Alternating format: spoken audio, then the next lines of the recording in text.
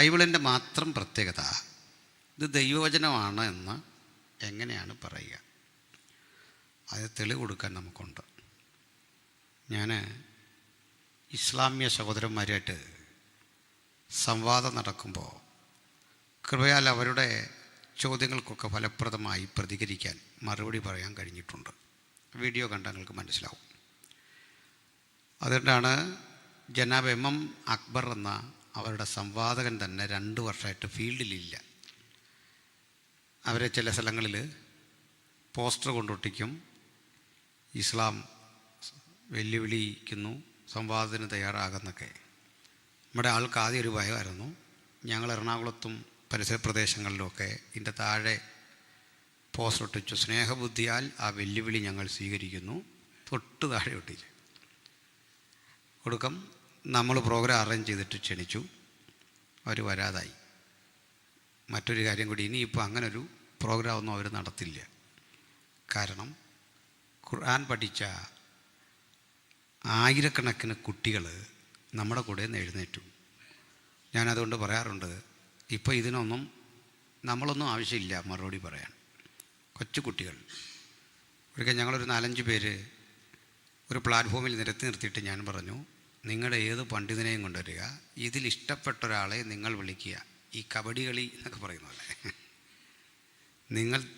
ഞങ്ങൾക്ക് ഉത്തരം പറയാൻ കഴിഞ്ഞില്ലെങ്കിൽ അത് എൻ്റെ ക്രിസ്ത്യാനിറ്റിയുടെ പരാജയമായിട്ട് അംഗീകരിക്കും. നിങ്ങൾ ഉത്തരം പറഞ്ഞില്ലെന്നോർത്ത് പരാജയപ്പെട്ടുവോ ഒന്നുമില്ല, പക്ഷേ എക്സ്പോസ് ചെയ്യും. അപ്പോൾ നമ്മൾ അൺമാസ്കിങ് ഇസ്ലാം. അപ്പോൾ അത് പറഞ്ഞത് ഇതൊക്കെ ആണെങ്കിലും അവരെ ചോദിച്ച ഒരു ചോദ്യത്തിന്, അല്ലെങ്കിൽ അവർ പറയുന്ന ഒരു വാദത്തിന് ഇന്ന് വരെ എനിക്ക് മറുപടി പറയാൻ പറ്റിയിട്ടില്ല. പറ്റുമെങ്കിൽ നിങ്ങളും ഒന്ന് സഹായിച്ചാൽ കൊള്ളാം. മറുപടി പറയാൻ പ്രാപ്തരായ ആരെങ്കിലും വന്നാൽ നല്ലത്. അത് ഖുർആൻ ദൈവവചനമാണെന്ന് അവർക്ക് അനായാസേന തെളിയിക്കാൻ പറ്റും. അതിൻ്റെ തെളിവ് നിരത്തുന്നത് എങ്ങനെയാണ്? നമ്മൾ ചോദിക്കും, ആട്ടെ ഖുർആൻ ദൈവവചനമായിരിക്കുന്നത് എങ്ങനെയാണ്? അപ്പോൾ പറയുന്ന ഉത്തരം, അത് അള്ളാഹുവിൻ്റെ പ്രവാചകനായ മുഹമ്മദാണ് ഖുർആൻ എഴുതിയത്, അതുകൊണ്ട് അത് ദൈവവചനമാണ്. ആട്ടെ, ഈ മുഹമ്മദ് പ്രവാചകനാണെന്ന് ആര് പറഞ്ഞു? അത് പരിശുദ്ധ ഖുർആൻ പറഞ്ഞു. പരിശുദ്ധ ഖുർആൻ പറഞ്ഞാൽ എങ്ങനെ മുഹമ്മദ് പ്രവാചകനാകും? മുഹമ്മദ് അള്ളാഹുവിൻ്റെ പ്രവാചകനാണല്ലോ. അതെ, മുഹമ്മദ് അള്ളാഹുവിൻ്റെ പ്രവാചകനാണെന്ന് ആരാ പറഞ്ഞേ? അത് ഖുർആൻ പറഞ്ഞു. ഖുർആൻ ദൈവവചനമാണെന്ന് ആര് പറഞ്ഞു? അത് മുഹമ്മദ് പറഞ്ഞു. മുഹമ്മദ് പ്രവാചകനാണെന്ന് ആര് പറഞ്ഞു? അത് ഖുർആനിൽ എഴുതിയിരിക്കല്ലേ. ഇന്ന് വരെ എനിക്ക് ഉത്തരം പറയാൻ പറ്റിയിട്ടില്ല. നിങ്ങൾക്ക് എന്തോ മനസ്സിലായി? ഞാൻ ലാസ്റ്റ് പറഞ്ഞു, നമിച്ചു ഉസ്താദെ, നമിച്ചു. എന്തിനാണ് അവരെ ഇങ്ങനെ ജയിപ്പിക്കുന്നതെന്നറിയണ്ടേ? ഇതിനാണ് അൺമാസ്കിങ് ഇസ്ലാം. അതിൻ്റെ മറ പൊളിച്ച് കാണിക്കുക. അത്ര ദുർബലമാണ് ആ വാദം. Circulating argument. ഒരു ആർഗ്യുമെൻറ്റിൽ ഇത് ചാടി ഇപ്പുറത്ത് വരും, അത് തന്നെ ഇപ്പുറത്ത് പറയും, അത് തന്നെ ഇപ്പുറത്ത് പറയും. ഉത്തരാകുമോ? ആകുമോ? ഒരു ലോജിക്കൽ ബേസ് ഉണ്ടോ? പക്ഷെ നമ്മളോട് ചോദിക്കുക, ബൈബിൾ എങ്ങനെ ദൈവവചനമാകുന്നേ? ബൈബിളിൽ ദൈവവചനമാണെന്ന് എഴുതിയാൽ വചനമാവില്ല. നമുക്കാവും, പബ്ലിക്കിനാവുമോ? ഇല്ല. അപ്പോൾ ഒരു അവിശ്വാസിയെ കൺവിൻസ് ചെയ്യിക്കാൻ ഇതിന് പ്രധാനപ്പെട്ട കാര്യം ഇതിൽ പറയുന്ന പ്രവചനം തന്നെയാണ്. ആ പ്രവചനങ്ങൾ പിൽക്കാലത്ത് ചരിത്രത്തിൻ്റെ ഭാഗമായി. ചരിത്രത്തിൻ്റെ ഭാഗമായപ്പോൾ അത് അങ്ങനെ തന്നെയോ എന്നറിയാൻ നമ്മുടെ മുമ്പിൽ മറ്റൊരു ശാസ്ത്രശാഖയുണ്ട്. എൻ്റെ പേര് ആർക്കിയോളജി എന്നാണ്, പുരാവസ്തു വിജ്ഞാനീയം. ബൈബിളിൽ പറയുന്ന സംഭവങ്ങളൊക്കെ ശരിയാണ് എന്ന് ആർക്കിയോളജി തെളിയിച്ചു. ഉദാഹരണം, ഒരു നീർപ്പാത്തി ഒരു രാജാവ് ഉണ്ടാക്കി വെള്ളം വാട്ടർ സപ്ലൈ നടത്തിയെന്ന് ബൈബിളിലുണ്ട്. ഉത്ഖനനം വഴി അത് തെളിയിച്ചപ്പോൾ അതിൽ കള്ളമില്ല.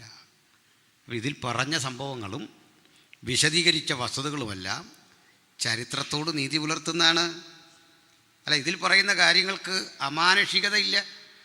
എക്സാമ്പിൾ, ഗലീലയിലെ കാനാവിലെന്ന് പറഞ്ഞാൽ ഇന്നും ഗലീല അവിടെ ഉണ്ട്, കാന അവിടെ ഉണ്ട്. അവൻ എരികോവിലേക്ക് ചെന്നാറേ, എരികോ അവിടെ ഉണ്ട്. ഇത് ആകാശഗംഗ, ഐരാവതം, ആകാശപുഷ്പം എന്നൊക്കെ പറഞ്ഞൊരു സാധനം അല്ലിത്. മനസ്സിലായില്ലേ? ലിറ്ററലാണ്. അതാണിതിൻ്റെ ഭംഗി. ഹല്ലേലൂയ. സൂപ്പർ നാച്ചുറലായ മെറ്റാഫിസിക്കലായൊരു ലോകത്തെപ്പറ്റി ഒത്തിരി പറയാനല്ലത് വന്നേ. പക്ഷെ അതുകൊണ്ട് ആ ഒരു ലോകവും കൂടെ ഉണ്ട്. അപ്പം അത് എല്ലാം സയൻറ്റിഫിക്കലാണ്. എന്തിനാണ് നിത്യത? അതും സയൻറ്റിഫിക്കലാണ്. എന്താ പറയാൻ കാരണം? സ്വർഗമൊക്കെ എന്തിനാ? പ്രാർത്ഥനയൊക്കെ എന്തിനാ?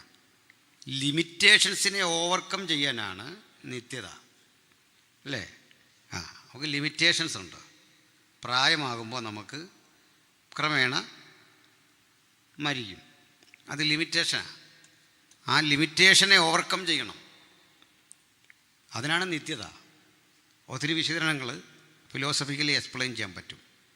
നമുക്കിപ്പോൾ ആവശ്യമില്ല.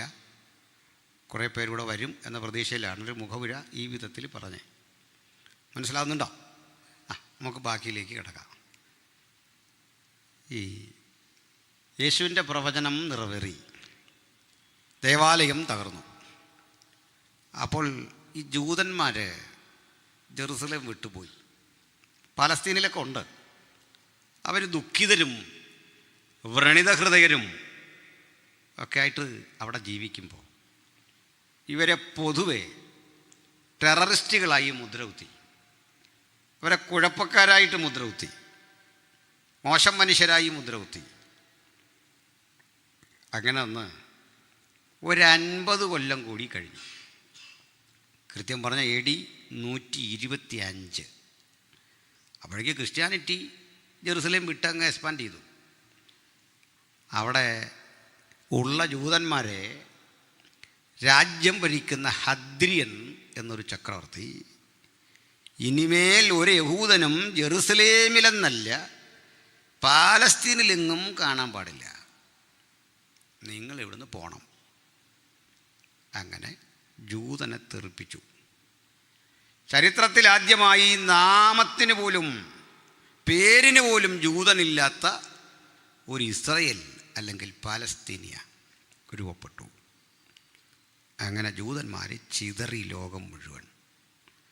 സ്കാറ്റേഡ് ജ്യൂസ്, ചിതറപ്പെട്ട ജൂതന്മാർ എന്ന പേരിൽ നമ്മൾ അവരെ പറ്റി പഠിക്കും. ചിതറിപ്പോയ ജൂതൻ്റെ ആ ചിതറലിന് പിന്നിൽ ഒരു കാരണം ഉണ്ടായിരുന്നു. ആവർത്തന പുസ്തകം പറയാ, ഈ പുസ്തകത്തിലെ പ്രമാണം വിട്ട് നീ ഇടത്തോട്ടോ വലത്തോട്ടോ മാറരുത്. മാറിയാൽ നിന്റെ ദൈവമായ യഹോവ ഭൂതലത്തിലെങ്ങും നിന്നെ ചിതറിക്കും. പീഡയും കെണിയും ഭയവും നിനക്ക് വന്നു ഭവിക്കും. ആ ഘട്ടത്തിൽ പീഡയുടെ ആധിക്യം കൊണ്ട് ഈ പകലൊന്ന് കഴിഞ്ഞുകൂടിയാൽ മതി എന്ന് നീ പറയും. ഒന്ന് സന്ധ്യയായി കിട്ടിയെങ്കിൽ, സന്ധ്യയിലൊരാശ്വാസമൊക്കെ കിട്ടും എന്ന് നീ പ്രതീക്ഷിക്കും. പക്ഷെ സന്ധ്യയാകുമ്പോൾ പറയും ഒന്ന് നേരം വെളുത്തെങ്കിൽ. അസ്വസ്ഥത നിറഞ്ഞ മനസ്സോടെ നീ ജീവിക്കേണ്ടി വരും. അനുസരിക്കുന്ന യാഗത്തേക്കാൾ നല്ലതാണെന്ന് പറഞ്ഞ എന്തൊരു വചനത്തിൻ്റെ ആഴം അല്ലേ? അങ്ങനെ ജൂതൻ ചിതറിപ്പോയ ജൂതൻ്റെ ആദ്യ കാലഘട്ടമൊക്കെ അഭിവൃദ്ധിയുടേതൊക്കെ തന്നെയായിരുന്നു. നാടില്ലെങ്കിലും പോയ ഇടങ്ങളിൽ തൊഴിലെടുത്ത് അവൻ ധനാഢ്യനായി, വലിയ സമ്പന്നരായി മാറി. ഈ ബാങ്ക് എന്നൊരാശയം തന്നെ ജൂതന്മാരുടേതാണ്. നമ്മുടെ കയ്യിലെ പണമൊക്കെ ശേഖരിച്ച് നമുക്കൊരു ഇൻട്രസ്റ്റ് തന്നിട്ട് ബിസിനസ്സിന് പുറത്തേക്ക് കൊടുക്കുക, അതിന് കൂടിയ പലിശ വാങ്ങുക. ഈ ഒരു ആശയമാണല്ലോ ബാങ്ക്. ഈ ഒരു ആശയം ലോകത്തിൻ്റെ മുമ്പിൽ കൊണ്ടുവന്ന് ശക്തിപ്പെടുത്തിയത് ജൂതന്മാരാണ്. നാം അറിയുന്ന ആഡം സ്മിത്ത് ഉണ്ടല്ലോ, എക്കണോമിക്സുമായിട്ട് ബന്ധപ്പെട്ട്, കാൽ മാർക്സ് ഉണ്ടല്ലോ, ഇവരൊക്കെ തന്നെ ജൂതന്മാരായിരുന്നു. അപ്പോൾ ഇവരുടെ ചിന്തകൾക്കൊക്കെ അതിൻ്റേതായ ചില സ്വാധീന ശക്തി ഉണ്ടായി. ഇവരെ ചിന്തകൾ അതിൻ്റെ പരിമിതികളുമുണ്ട്, സവിശേഷതകളുണ്ട്. അത് ക്യാപിറ്റലിസം എടുത്താലും സോഷ്യലിസം എടുത്താലും രണ്ടിൻ്റെയും പിന്നിലെ ബ്രെയിൻ ജൂതന അല്ലേ? ക്യാപിറ്റലിസം എടുത്താലോ കമ്മ്യൂണിസത്തെ എടുത്താലോ ബ്രെയിൻ ജൂതന.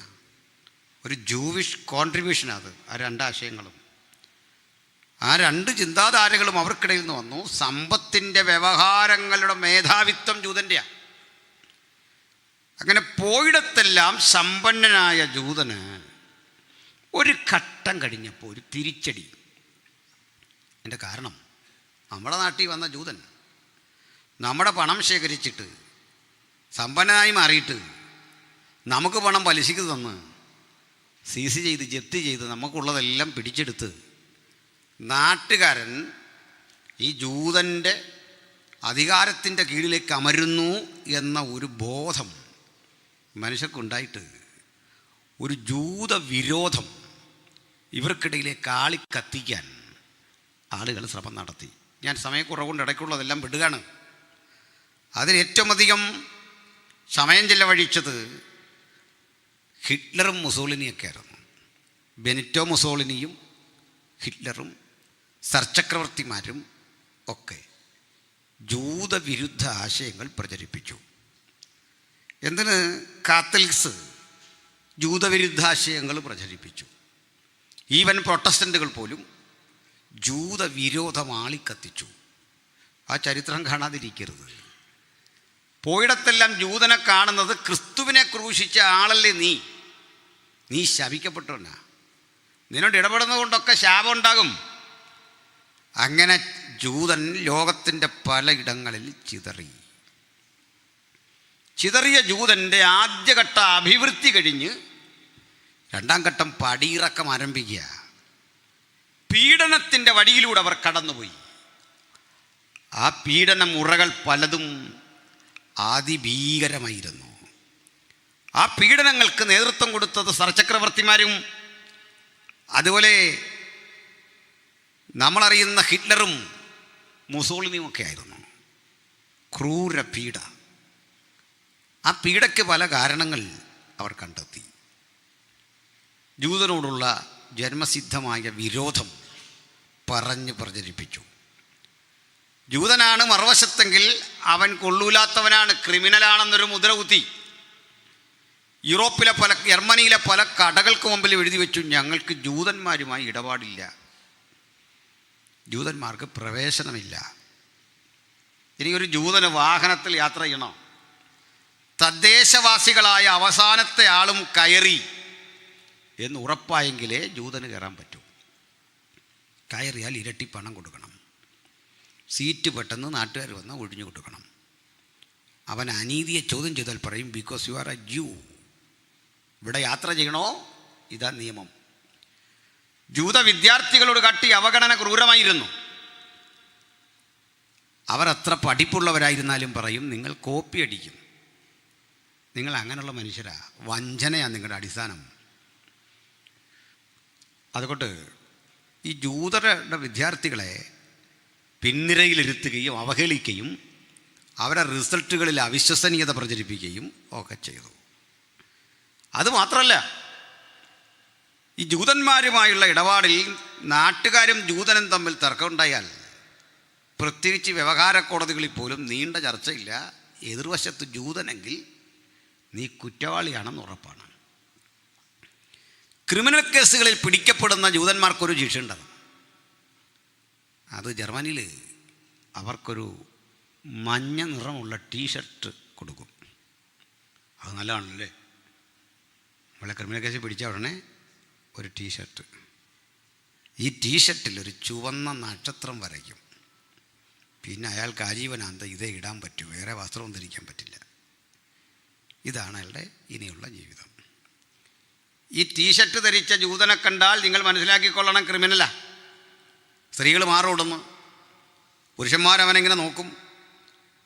അല്പം കാർക്കശ ബുദ്ധിക്കാരായ പുരുഷന്മാർ വരെ പെട്ടെന്ന് നോക്കൂ, അല്ലെ അടിമേടിക്കും. രണ്ടാമതൊരിക്കൽ കൂടി ക്രിമിനൽ കേസിൽ പെട്ടുപോയാൽ ശരി തെറ്റുമൊക്കെ രണ്ടാമത്തെ കാര്യം. മുമ്പ് വരച്ച ത്രികോണത്തിന് വിപരീത ദിശയിൽ ഒരു ത്രികോണം ഇങ്ങനെയും വരയ്ക്കും. ഇപ്പോൾ ഒരു സ്റ്റാറായി. ഈ സ്റ്റാർ പരിഹസിക്കപ്പെടുന്ന ഒന്നിൻ്റെ ചിഹ്നമായിരുന്നു, ഒരു ഐക്കണായിരുന്നു. അവരിതിനെ വിളിച്ചു ദ സ്റ്റാർ ഓഫ് ഡേവിഡ്, ദാവീദിൻ നക്ഷത്രം. ദാവീദിൻ നക്ഷത്രം പതിച്ചു കണ്ടാൽ ഓർക്കണം, കൊടും ക്രിമിനൽ. ഇനി ഒരു ഘട്ടം കൂടി പിടിച്ചാൽ ക്യാപിറ്റൽ പണിഷ്മെൻറ്റാണ്. ഇങ്ങനത്ര ജൂതന്മാർ അവരുടെ ബാങ്കുകളിൽ നിന്ന് പലിശയ്ക്ക് പണമെടുത്തിട്ട് തിരിച്ചടയ്ക്കാതായി.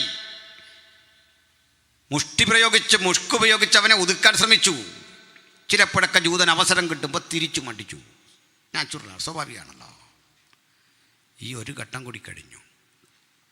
മനോപീഡയുടെ കാലം കഴിഞ്ഞു. ഈ പീഡനത്തിന് അവർക്ക് പലവിധ ന്യായങ്ങളുണ്ടായിരുന്നു.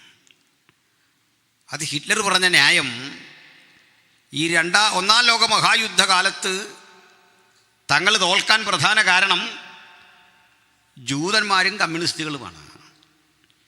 യുദ്ധം ശക്തിപ്പെട്ടപ്പോൾ കമ്മ്യൂണിസ്റ്റുകൾ റഷ്യൻ ചേരിയിൽ അല്ലെങ്കിൽ അമേരിക്കൻ ചേരിയിൽ അതൊന്നിച്ചാണല്ലോ നിന്നുകൊണ്ട് ഞങ്ങൾക്കെതിരെ തിരിഞ്ഞു.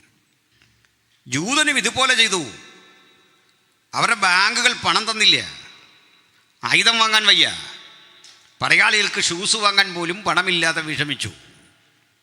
പിന്നിൽ നിന്ന് കുത്തി ഇവർ എന്ന് പ്രചരിപ്പിച്ചുകൊണ്ട് ജൂതവിരോധം ആളിക്കത്തിച്ചു.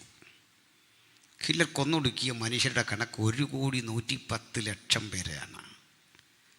അതിൽ 60 ലക്ഷം യഹൂദന്മാരാണ്, 30 ലക്ഷം കമ്മ്യൂണിസ്റ്റുകളാണ്, ഓൾ അതേഴ്സാണ്. എല്ലാം കൂട്ടി അത്രേ ഉള്ളൂ. ഇത്രയും ക്രൂരമായ കൊല നടപ്പാക്കാൻ ഹിറ്റ്ലർക്ക് സവിശേഷങ്ങളായ ചില രീതികളുണ്ടായിരുന്നു. ഇയാൾക്ക് ജോസഫ് ഗീബൽസ് എന്ന പേരുള്ള ഒരു മന്ത്രി ഉണ്ടായിരുന്നു. ഇയാളുടെ ഡിപ്പാർട്ട്മെൻറ്റ് രസകരമായിരുന്നു, നുണ പറയുക എന്നായിരുന്നു. ഗീബൽസിയൻ തന്ത്രം എന്നൊക്കെ നമ്മൾ കേൾക്കുമല്ലോ. എന്താ ഗീബൽസ് ചെയ്തുകൊണ്ടിരുന്നത്?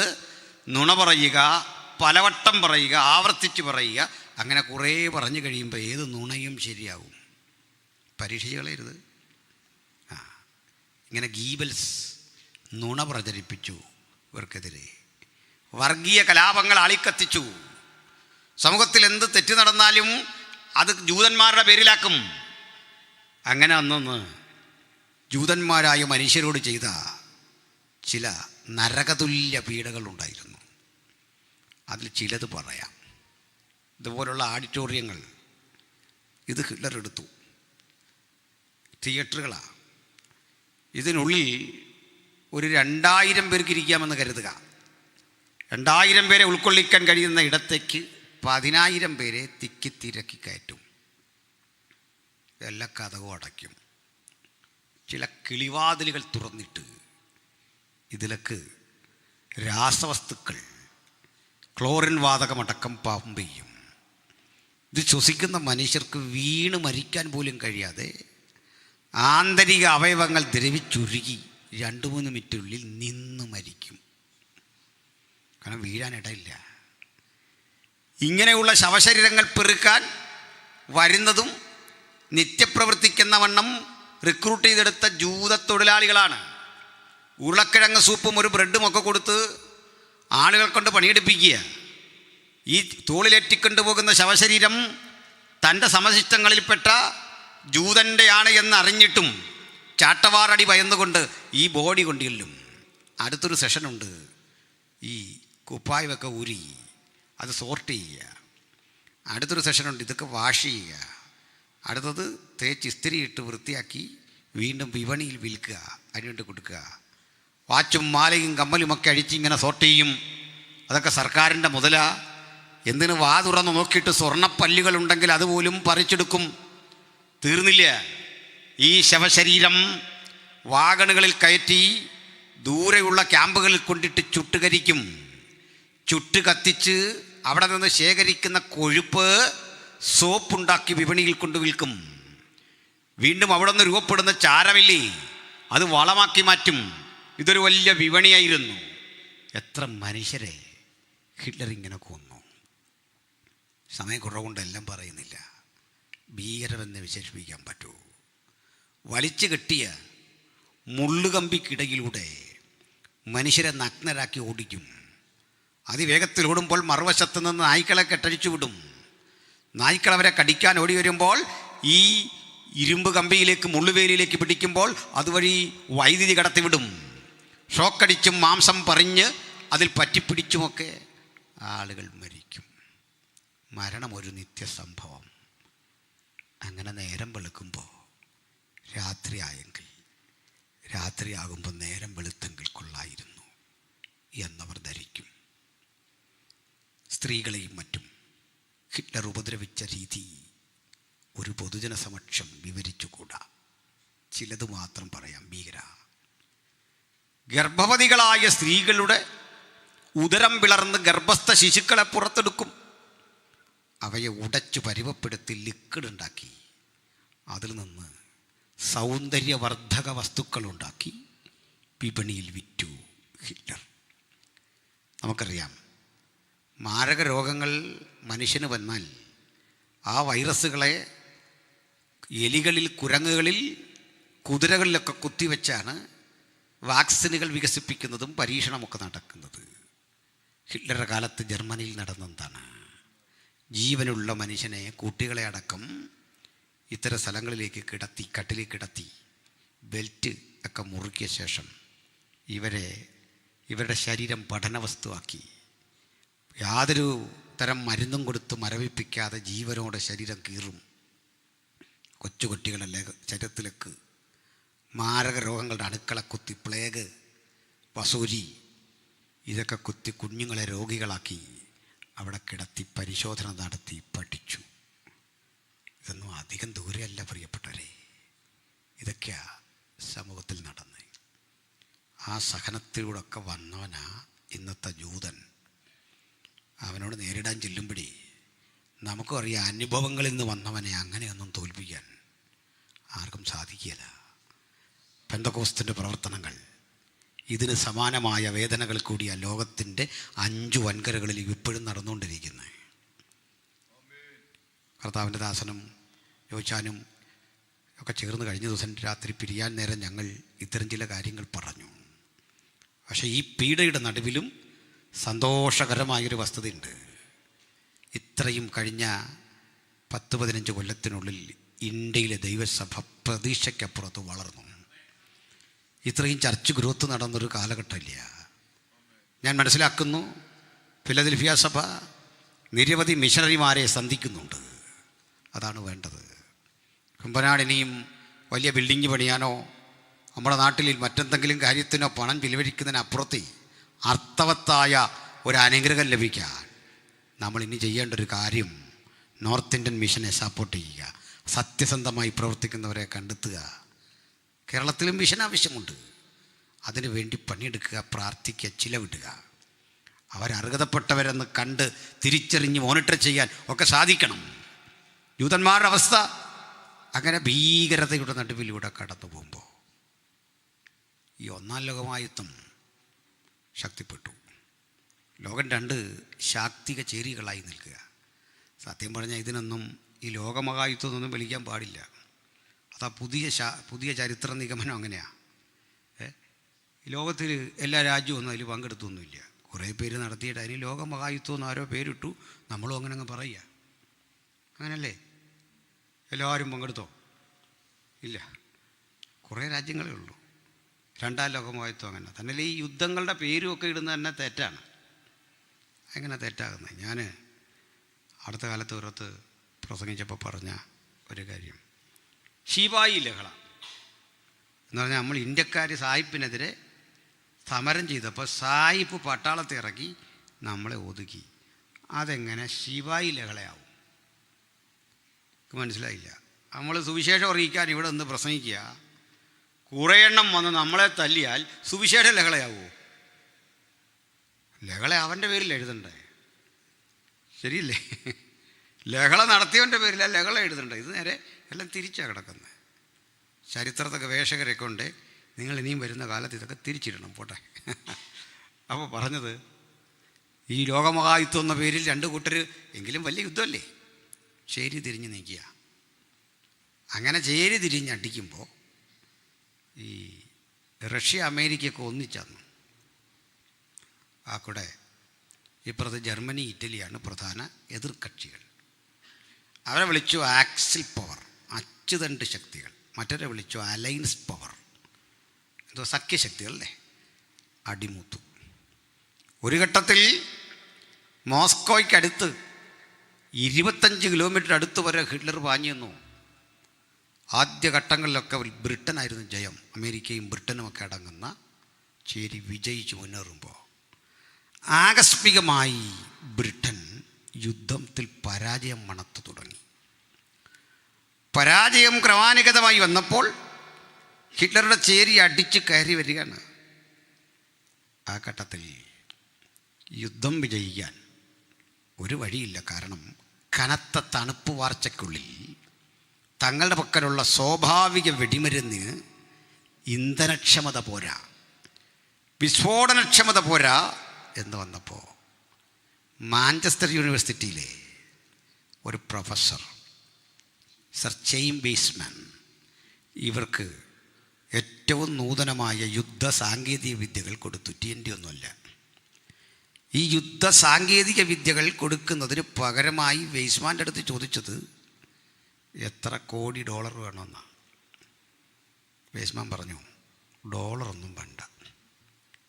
യുദ്ധം നിങ്ങൾ ജയിക്കുമ്പോൾ ഞങ്ങൾ ഇന്ന് ലോകത്തെവിടെ ചെന്നാലും ആട്ടിപ്പായിക്കപ്പെടുകയാണ്.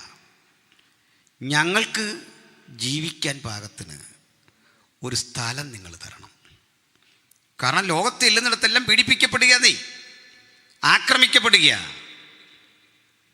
എല്ലായിടത്തും ആക്രമിച്ചു എന്നുള്ളതിൽ ഒരു തിരുത്തുണ്ട്. അവരെ പാശ്ചാത്യ രാജ്യങ്ങൾ സംരക്ഷിച്ചിട്ടുണ്ട് കേട്ടോ. അവിടെ വലിയ കോടീശ്വരന്മാരുണ്ടായി. അവരെ ഒരു കുഴപ്പമില്ലാതെ സംരക്ഷിച്ച മറ്റൊരു സമൂഹം ആരായിരുന്നു? ഇന്ത്യ എന്നൊന്നും പറയണ്ട, കേരളം എന്നങ്ങ് പറഞ്ഞാൽ മതി. എന്നാൽ ഞാൻ അങ്ങനെ പറയാം. കാരണം ചില വിഷയങ്ങൾ വരുമ്പോൾ കാര്യത്തോട് എടുക്കുമ്പോൾ നമുക്ക് നമ്മളെ ഉള്ളതെന്നാണ് മനസ്സിലാവുന്നത് അല്ലേ. പ്രളയമൊക്കെ വരുമ്പം അരിയൊക്കെ തന്നിട്ട് കാശ് തിരിച്ചു മേടിച്ചു കളഞ്ഞല്ലേ. മലയാളി, കേരളം ഈ മനുഷ്യരെയൊക്കെ സ്വീകരിച്ചു. ജൂത തെരുവുകളുണ്ടായി, ജൂതർക്ക് സിനഗോഗുകളുണ്ടായി. അവരെ സംരക്ഷിച്ചൊരു സ്ഥലമാണ് നമ്മൾ. അതിൻ്റെ ആനുകൂല്യത്തിലാണ് ഇപ്പോൾ അവർ പറഞ്ഞുകൊണ്ടിരിക്കുന്നത് ഇന്ത്യ അന്ന് ഞങ്ങളെ കൈക്കൊണ്ടെന്ന്. കൈക്കൊണ്ടോ നമ്മളാ, മനസ്സിലായില്ലേ? പോട്ടെ. ഏതായാലും പോടത്തൊക്കെ പീഡിപ്പിക്കപ്പെട്ട ജൂതന്മാർ പീഡയുടെ ആധിക്യത്തിൽ ഒരു സംഭവം ഉണ്ടായി. ഈ വെയ്സ്മാൻ്റെ ഇടപെടലിന് മുമ്പ് അവരെല്ലാം കൂടെ വിയന്നയിലൊരു സമ്മേളനത്തിൽ ഒത്തുകൂടി. നമ്മുടെ പ്രവാസികൾ ഒത്തുകൂടി എന്നൊക്കെ പറഞ്ഞല്ലേ. എന്നിട്ട് പറഞ്ഞു, നമ്മുടെ ആളുകളെ പോകുന്നിടത്തെല്ലാം ഉപദ്രവിക്കുകയാണല്ലോ, നമുക്കൊരു കാര്യം ചെയ്യാം. നമ്മളിൽ അധികം പേർക്കും സാമ്പത്തിക ശേഷിയുണ്ട്, കുറേ മനുഷ്യർക്ക് പണമില്ല. സാരമില്ല, നമുക്ക് ഒത്തുചേർന്നൊരു കളക്ഷൻ എടുത്ത് ഒരു തുക കണ്ടെത്തണം, ഒരു വെൽഫെയറിന്. ഈ തുക കണ്ടെത്തിക്കൊണ്ട് എന്തിനാണെന്നറിയണ്ടേ? ലോകരാജ്യങ്ങളിൽ ഏതെങ്കിലും ഒരു രാജ്യത്തോട് ചോദിക്കുക, ഞങ്ങൾക്ക് ഞങ്ങളുടെ സംസ്കാരം, ഞങ്ങളുടെ ഭാഷ, ഞങ്ങളുടെ ആരാധന, ഞങ്ങളുടെ ശൈലിയിൽ പോകാൻ പാകത്തിന് ഒരു ജില്ല തരണം. വെറുതെ വേണ്ട, പണം തരാം. അതിനൊരു കളക്ഷൻ. അതിനിപ്പോൾ പൈസ ഇല്ലെങ്കിൽ പേടിക്കണ്ട, ഒരു കുറിപ്പ് തന്നാൽ മതി. Within 1 year you have to pay. നല്ലൊരു ഐഡിയ വെച്ചു. നമ്മൾ സ്വത്രാഴ്ച എടുക്കുന്ന പോലെ ഒരു കളക്ഷൻ എടുത്തപ്പോൾ അമ്പരന്ന് പോയി. ആവശ്യത്തിന് വേണ്ടതിൻ്റെ 3 ഇരട്ടി കിട്ടി. പിന്നെ എഴുതേണ്ടി വന്നില്ല. ഈ ഫണ്ടുമൊക്കെ ആയിട്ട് പല രാജ്യങ്ങളിലേക്ക് അവർ അപേക്ഷ വച്ചിട്ടും ആരും എടുക്കുന്നില്ല. അത് റിസ്ക്കാണ്, വേണ്ട. അവസാനം അവരുടെ ഒരു നിവേദക സംഘം നമ്മുടെ എർദോഗൻ്റെ തുർക്കിയിൽ പോയി. അന്ന് എർദോഗൻ അല്ല, തുർക്കി എന്നൊരു സാമ്രാജ്യമാണ്. തുർക്കിയുടെ അന്നത്തെ സാമ്രാജ്യാധിപതി ഹുസൈൻ രാജാവിനെ നേരിട്ട് കണ്ടു നിവേദക സംഘം. ചക്രവർത്തിയോട് പറഞ്ഞു, ചക്രവർത്തി, അങ്ങയുടെ വിശാലമായ സാമ്രാജ്യത്തിനുള്ളിൽ പെട്ടുകിടക്കുക ഞങ്ങളുടെ പഴയ ഇസ്രയേൽ. നിങ്ങളതിനെ പാലസ്തീൻ എന്നാണ് വിളിക്കുക. ആ പാലസ്തീൻ ഞങ്ങൾക്ക് തിരിച്ചു തരുമെങ്കിൽ ഞങ്ങളുടെ പീഡയെല്ലാം ശമിക്കും. ഞങ്ങൾ നിങ്ങൾക്ക് ചോദിക്കുന്ന പണവും തരാം. കണ്ടോ, ഒരു രാജ്യത്തിന് പൈസ കൊടുക്കാമെന്ന് പറഞ്ഞു. ഇത് ക്യാഷ് തരാം, പ്രശ്നം തീരട്ട്. അപ്പോൾ ഈ ഹുസൈൻ രാജാവ് പറഞ്ഞു, മക്കളെ നിങ്ങൾ പീഡിപ്പിക്കപ്പെടുന്നൊക്കെ എനിക്കറിയാം. മക്ക കഴിഞ്ഞാൽ മദീന കഴിഞ്ഞാൽ ഞങ്ങളുടെ പുണ്യഭൂമിയാണ് യെരൂശലേം. സാരമില്ല, എന്നാലും നിങ്ങൾക്കിത് തരാം. അതിന് പണവും വേണ്ട, സൗജന്യമാണ്. വലിയൊരു വിടുതലാണ് കേട്ടപ്പോഴല്ലേ. പക്ഷെ ഒരു കണ്ടീഷനുണ്ട്. കണ്ടീഷൻ എന്താ? കണ്ടീഷൻ, മക്കൾ ഈ ഗലീലിയ തടാകം കണ്ടിട്ടുണ്ടോ? ഉണ്ട്. ആ തടാകത്തിൽ നിന്ന് പുറപ്പെട്ടു പോകുന്ന യോർദാൻ നദി കണ്ടിട്ടുണ്ടോ? ഉണ്ട്. ലോകത്തിലെ ശുദ്ധജല തടാകങ്ങളിലൊന്നാണ് ഗലീലിയ. മിഡിൽ ഈസ്റ്റിലെ ഒരേ ഒരു ശുദ്ധജല തടാകം. നല്ല വെള്ളമാണ്. ഈ വെള്ളം എന്നെങ്കിലും ഒഴുകി ഒലിവുമലയുടെ മീതെ കയറും കാലത്ത് തരാം. കേട്ടിട്ട് എന്തോ തോന്നുന്നു? എന്തോ തോന്നുന്നു? നടക്കുമോ? 100-800 അടി ഉയരാന്ന്. നടക്കുമോ? ആ, നമ്മളാണെങ്കിൽ പിന്നെ അവിടെ തല ചുറഞ്ഞ് നിൽക്കും. അച്ഛാ അത് എങ്ങനെ അച്ഛാ, അത് എന്നായിരിക്കും ഒന്ന് പറഞ്ഞേ. പക്ഷെ ജൂതന്മാരാ, അവർ തിരിഞ്ഞു നിന്നിട്ട് പറഞ്ഞു, ഞങ്ങൾ പോവാം. പരിഹാസം ഞങ്ങൾക്ക് മനസ്സിലായി, പക്ഷേ ഞങ്ങളുടെ ആവശ്യകതയ്ക്ക് മുമ്പിൽ അതും സംഭവിക്കും എന്ന് വിശ്വസിക്കാനായി ഇഷ്ടം. ആ കൂടെ ചുറുചുറുക്കുള്ളൊരു യഹൂദ വിദ്യാർത്ഥി ഉണ്ടായിരുന്നു. അവൻ അല്പം കൂടെ ഗൗരവത്തിൽ പറഞ്ഞു, ചക്രവർത്തി, ഞങ്ങളുടെ വിശുദ്ധ ഗ്രന്ഥം നീ വായിച്ചിട്ടില്ലേ? സ്വന്തം ഭ്രമണപഥത്തിൽ യാത്ര ചെയ്യുന്ന സൂര്യചന്ദ്രന്മാരുടെ വഴിതടഞ്ഞ ചരിത്രം ഞങ്ങൾക്കുണ്ടെങ്കിൽ, ഞങ്ങളുടെ പൂർവികൻ പ്രാർത്ഥിച്ച് മുഴങ്കാലിൽ നിന്നിട്ട് മഴ പെയ്യിക്കുന്ന ആ ഉറവകളെ മുഴുവൻ വറ്റിച്ച് കളഞ്ഞെങ്കിൽ, ഞങ്ങളുടെ പൂർവികൻ അധികാരത്തിൻ്റെ വടികൊണ്ട് ചെങ്കടലിന് കുറുകെ വരച്ചെങ്കിൽ, ഉണങ്ങിയ നിലം പ്രത്യക്ഷമായെങ്കിൽ, ഈ വെള്ളം ഇതിൻ്റെ മുകളിൽ കയറ്റാനും ആ ദൈവത്തിന് കഴിയും. അന്ന് നീ ജീവിച്ചിരിപ്പുണ്ടെങ്കിൽ വാക്ക് പാലിക്കാൻ തയ്യാറായിക്കൊള്ളണം. വാ. നമ്മളാണെങ്കിൽ അവിടെ മുതൽ കരഞ്ഞാ പോരുന്നേ. ഈ ശുഭാപ്തി വിശ്വാസം ഇല്ലാത്തവനെ കൊണ്ട് ഒന്നും ചെയ്യാൻ പറ്റില്ലെന്ന്. ഏത് പ്രതിസന്ധിക്കകത്തും നല്ല ഉറപ്പും ധൈര്യമുള്ളവരായിരിക്കണം ദൈവത്തിൻ്റെ മക്കൾ. ഹല്ലേലൂയ. ഡോക്ടർ എഴുതിയ കുറിപ്പടി കണ്ടേ, സ്കാനിങ് റിപ്പോർട്ട് കണ്ടേ, ആയുസിനെ ചുരുക്കി എന്നുള്ള വാർത്ത കേട്ടേ പെട്ടെന്നൊന്നും കീഴടങ്ങരുത്. അങ്ങനെ പോകാൻ വന്നവരല്ല നമ്മൾ. നമ്മളിൽ വ്യാപരിക്കുന്ന അത്യന്ത ശക്തിയുണ്ട്. സ്തോത്രം. ഞെരുക്കം കണ്ടേ, ജപ്തി നോട്ടീസ് കണ്ടേ, തകർച്ച കണ്ടേ, ജോലിയിൽ നിന്ന് ടെർമിനേറ്റീവ് എന്ന് കേട്ടേ, അങ്ങനെ തലകുനിച്ച് കൊടുക്കരുത്. നമ്മൾ ജയിക്കാൻ വിളിക്കപ്പെട്ടവരാ. ജയം മാത്രം ശീലമാക്കിയവനാ നമ്മുടെ കർത്താവ്. അങ്ങനെ ഞാൻ പറയാറുണ്ട്, ഈ രണ്ട് ആളുകൾ തമ്മിൽ ഇലക്ഷന് മത്സരിക്കുമ്പോൾ ഒരാളെ ജയിക്കുകയുള്ളൂ അല്ലേ? എങ്ങനെ പോയാലും നമുക്ക് ജയിക്കാനൊരു വഴിയുണ്ട്. നമ്മൾ വോട്ട് ചെയ്തവൻ തോറ്റു പോയി എന്ന് കൂട്ടിക്കുമോ, എന്നാലും ജയിക്കാനൊരു വഴിയുണ്ട്. എന്താ നിങ്ങൾക്കറിയോ? ഇത്രേ ഉള്ളൂ. ഞാൻ വോട്ട് ചെയ്ത ആൾ തോറ്റു പോയെങ്കിൽ ഈ എതിരാളിക്കറിയാം എൻ്റെ വോട്ട് കിട്ടിയിട്ടില്ല. അതുകൊണ്ട് വിശേഷിച്ചത് കാണുന്ന ഈ പഞ്ചായത്തിൻ്റെ വോട്ടിനാണ്. നമ്മുടെ വീടിൻ്റെ മുമ്പോട്ട് വന്നിട്ട് പറയും, എടാ ജോയിച്ചാൻ്റെ വീടാ, ഇച്ചിരി ഉച്ചത്തിൽ വിളിച്ചോളാൻ പറയും. ഒരു 5-6 വിളി അങ്ങ് വിളിക്കും അല്ലേ? നമ്മളിത് കേട്ടേച്ച് രാവിലെ ചോദിച്ചാൻ ഇറങ്ങിയിട്ടല്ലേ ബാബുച്ചാൻ ചെന്നിട്ട് ചോദിക്കും, എടാ നീ ഇന്നലെ അവിടെ കിടന്ന് ഭയങ്കര ബഹളമായിരുന്നല്ലോ, എന്തായിരുന്നു വിഷയം? അച്ഛാ പ്രത്യേകിച്ച് പിണങ്ങിയിട്ടൊന്നുമല്ല, അന്നേരം ഒരു ആവേശമൊക്കെ വന്നു, അങ്ങനെ വിളിച്ചതാണ്. നമ്മൾ തോറ്റു പോയെങ്കിൽ വിഷമിക്കേണ്ട, ഒറ്റ വഴിയേ ഉള്ളൂ, തോറ്റതൊക്കെ പോട്ടെ. ഈ ജയിച്ചവൻ്റെ കൂടെ അങ്ങ് കൂടി മുദ്രാവാക്യം വിളിക്കാൻ നമ്മളും തുടങ്ങിയാൽ നമ്മളും അങ്ങ് ജയിക്കുന്നു. മനസ്സിലായില്ല? മനസ്സിലായോ? ജയിച്ചവൻ്റെ കൂടെ കൂടി നമ്മൾ ജയിക്കുമെന്ന്. എന്താ കാര്യം? കർത്താവ് ജയിച്ചപ്പോൾ പണ്ടേ തോറ്റു കിടന്ന നമ്മൾ ആ ജയത്തിലേക്ക് വിശ്വാസത്താലൊന്ന് തൊട്ടാൽ മതി, നമ്മളും ജയിച്ചെന്ന്. ഇതിന് പറയണ അല്ല, പാർട്ടിയുടെ കാര്യമല്ല.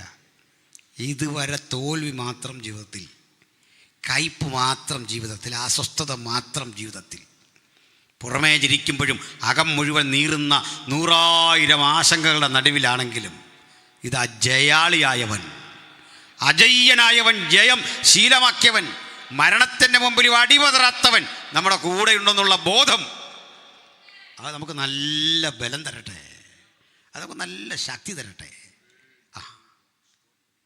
ക്ഷമിക്കണം, എനിക്ക് നമ്മുടെ കർത്താവിൻ്റെ ഈ അത്ഭുതം ഉണ്ടല്ലോ, കടലും മീതെ നടന്നതോ, അതല്ലെങ്കിൽ ഈ ലാസറിനെ ഉയർപ്പിച്ചൊന്നും കേൾക്കുമ്പോൾ വലിയ ആവേശം ഉണ്ടാവാറില്ല.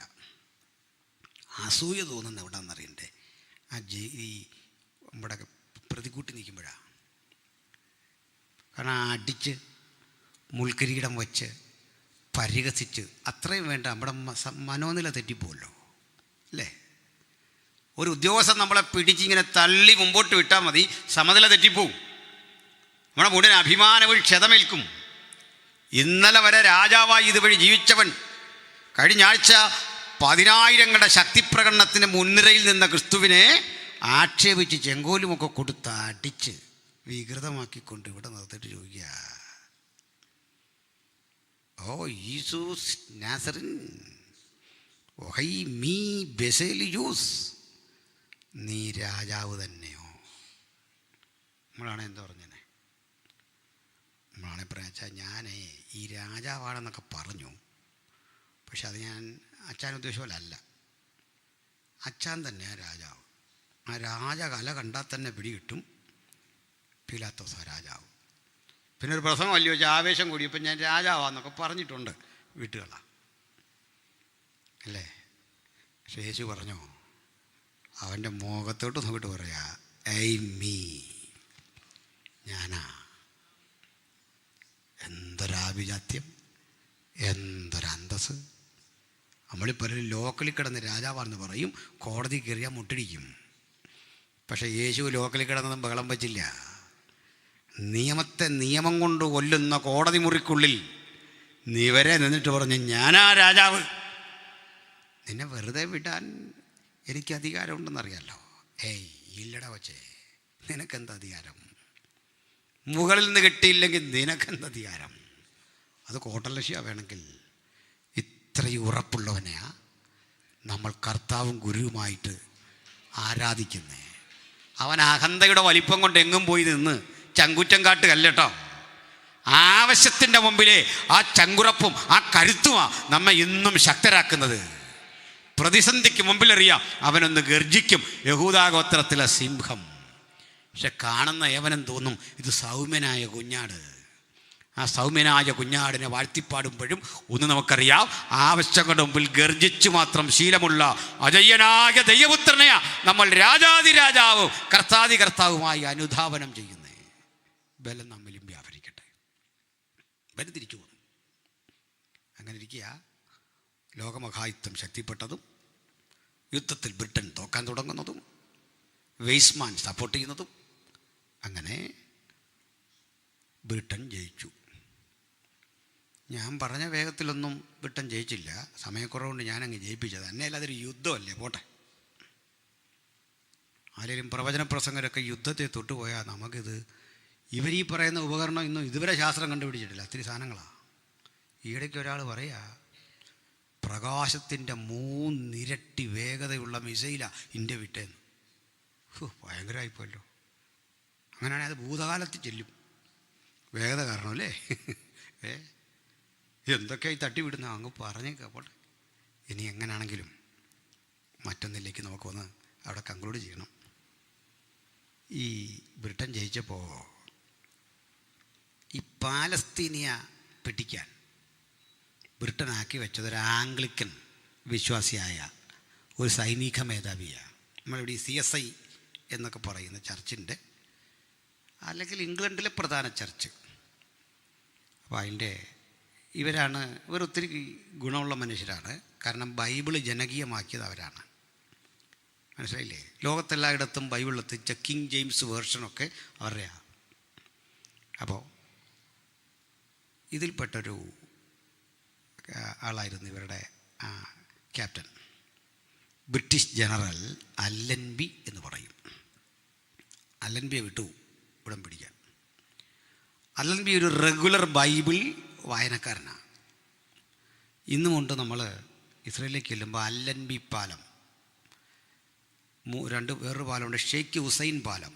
ഇതിലേതെങ്കിലും ഒരു പാലം കയറി വേണം വള്ളംകോട്ട് ചെല്ലാൻ. അല്ലൻബി പാലം അന്ന് അല്ലൻബി ക്രോസ് ചെയ്ത സ്ഥലമാണ്.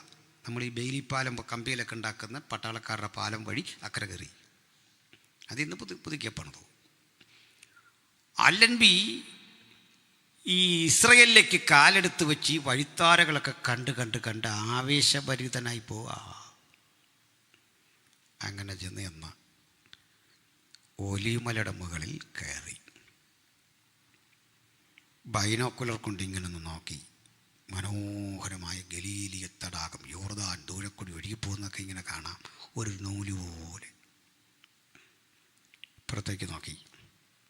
തൊട്ട് താഴെ കിടക്കുന്നു പണ്ട് ചിതറി തകർന്നു പോയ ജെറുസലേമിൻ്റെ അവശിഷ്ടങ്ങൾ. ബൈബിൾ പഠിച്ചും ചരിത്രം പഠിച്ചും നല്ല ബോധ്യമുള്ള അല്ലൻബിക്ക് മനസ്സിലായി, ഈ സ്ഥലത്ത് ഒലിവുമലയുടെ താഴേക്കുള്ള ഈ വഴി ഇറങ്ങിയ ഒരു കഴുതക്കുട്ടിയുടെ പ്രീതയെ വാഹനമേറി എൻ്റെ ഗുരു കടന്നുപോയത്. തൊട്ടു താഴെയുള്ളൊരു സ്ഥലത്തിരുന്ന് അവൻ ദീർഘനേരം പ്രാർത്ഥിച്ചത് ഗത്സമന. അവിടെ വച്ച് അവനെ അറസ്റ്റ് ചെയ്തു. അറസ്റ്റ് ചെയ്ത അനന്തരം സന്നിധിയും കൗൺസിൽ കൂടുന്ന സ്ഥലം അവിടെ കൊണ്ടുപോയി. മതകോടതിയിലെ വിസ്താരം കഴിഞ്ഞ് പീലാത്തോസിൻ്റെ അരികിൽ, വീണ്ടും ഹെരോദാവിൻ്റെ അരികിൽ, വീണ്ടും മടക്കി താഴേക്ക്.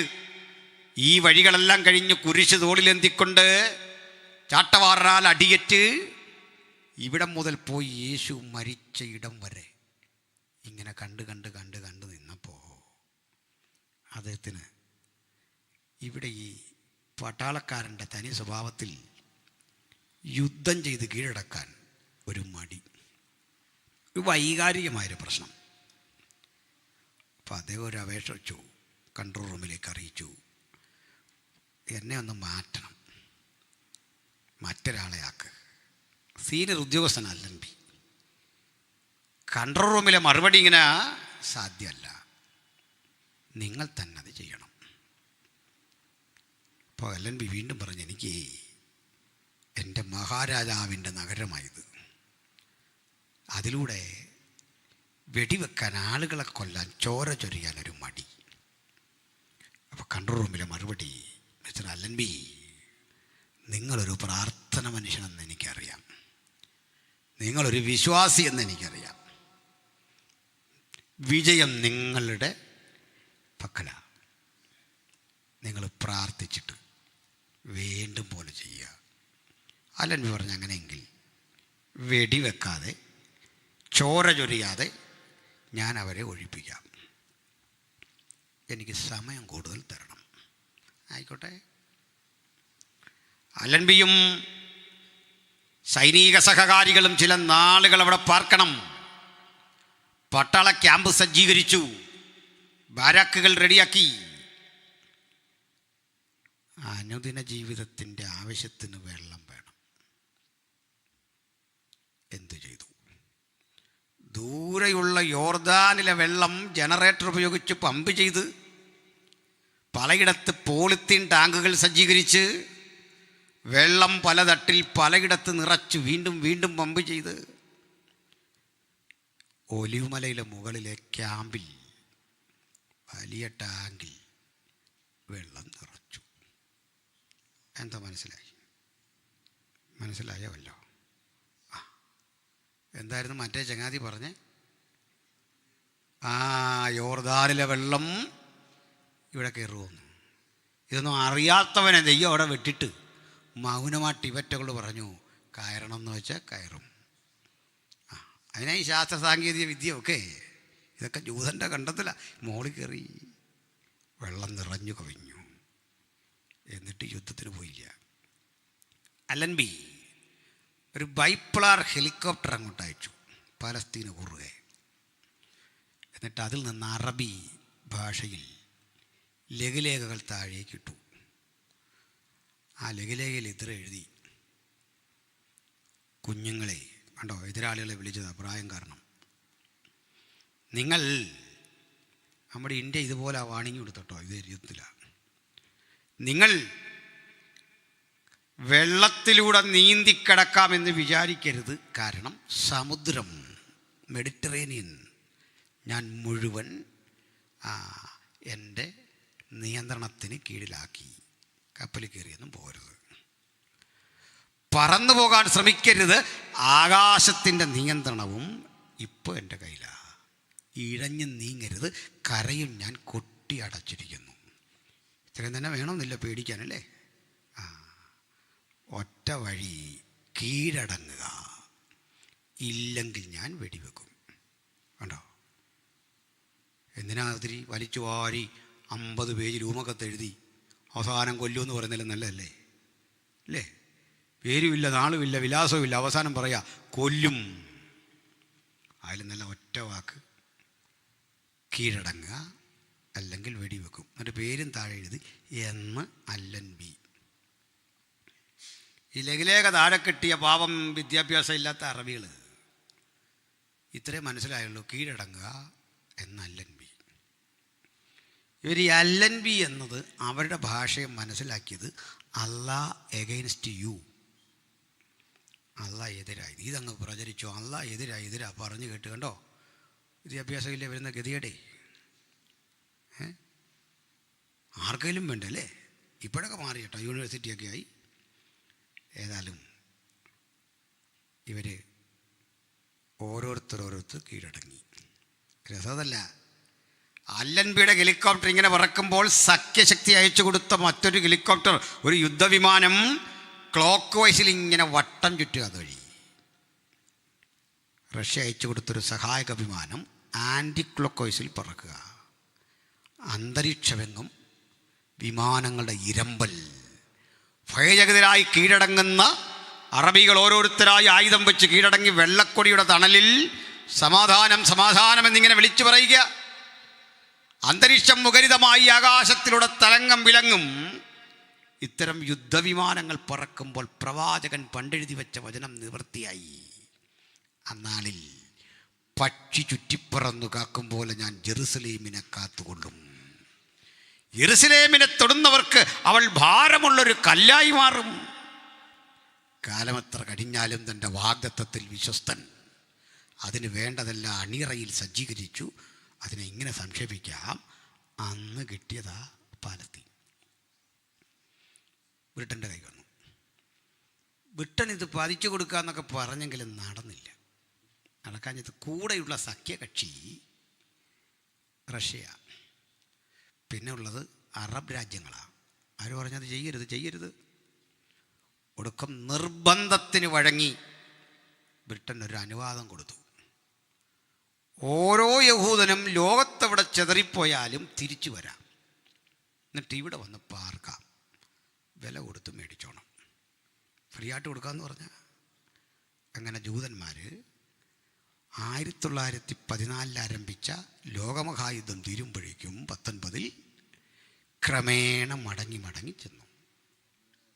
സ്ഥലം വില കൊടുത്തു വാങ്ങി. ബ്രിട്ടൻ അന്നൊരു വല്ലാത്ത പണിയും കൂടെ കാണിച്ചു. യോർദാൻ്റെ അക്കരെയുള്ള ആ ഭൂപ്രദേശങ്ങളെല്ലാം കൂടെ മറ്റൊരു രാജ്യമാക്കി അങ്ങ് മാറ്റി. അങ്ങോട്ട് കയറില്ലെന്ന് പറഞ്ഞു. ആ സ്ഥലത്തിന് ഒരു പേരിട്ടു, യോർദാൻ. ഈ യോർദാൻ ആരും ചോദിക്കാതെ ഉണ്ടാക്കി, ചോദിക്കാതെ കിട്ടിയ ഒരു രാജ്യമാണ്. എന്നിട്ട് ഇത് നയിക്കാൻ മക്കപ്പള്ളിയിൽ ബാങ്ക് വിളിക്കുന്ന ഒരു ഉസ്താദിൻ്റെ കുടുംബത്തെ വിളിച്ചിട്ട് പറഞ്ഞു, ഇത് എടുത്തോളാൻ പറഞ്ഞു. അങ്ങനെ അവർ വന്ന് ഈ രാജ്യത്തിൻ്റെ പേരിട്ടു ഹാഷിമൈറ്റ് കിങ്ഡം ഓഫ് അമാൻ. മനസ്സിലായോ? എന്നാലും ഇവിടെ എന്നോടൊരു സൗരം ചോദിച്ചു, ഈ മുഹമ്മദ് അബ്രാമിൻ്റെ കൊച്ചുമകനായിട്ട് നമ്മുടെ ഇസ്മയിലിൻ്റെ മകനായിട്ടൊക്കെ വരുമോ ഇന്നത്തെ മുസ്ലിംസ്? രണ്ടായിട്ടതിനെ കാണണം. അറാബ്സ് വേറെ, മുസ്ലിംസ് വേറെ. അറാബ്സ് എന്ന് പറഞ്ഞാൽ ഒരു ദേശീയതയുടെ പേര്, അറബികൾ. ആ അറബികളിൽ പണ്ട് ഇഷ്ടംപോലെ ക്രിസ്ത്യാനികളുണ്ടായിരുന്നു. നമ്മൾ കുവൈറ്റിലൊക്കെ ഞങ്ങൾ ചെല്ലുന്നത് ഒരു അറബി പാസറുടെ വിസയിലാണ്. ചോദിച്ചാൽ അറിയായിരിക്കും. തലപ്പാവയ്ക്കുള്ള ആൾ അറബിയ കൾച്ചറും ഉണ്ട്. പക്ഷേ പാസ്റ്ററാണ്. നിസാറെന്നും യാസീൻ എന്നൊക്കെ പേരുള്ള പാസ്റ്റർമാരുണ്ട്. അതൊരു ദേശത്തിൻ്റെ പേരാ, മനുഷ്യരുടെ പേരാ. ആ സ്ഥലങ്ങൾ ഇസ്ലാം ശക്തിപ്പെട്ടപ്പോൾ അവരിൽ ഭൂരിപക്ഷം പേര് കൺവെർട്ട് ചെയ്ത് മുസ്ലിമായി.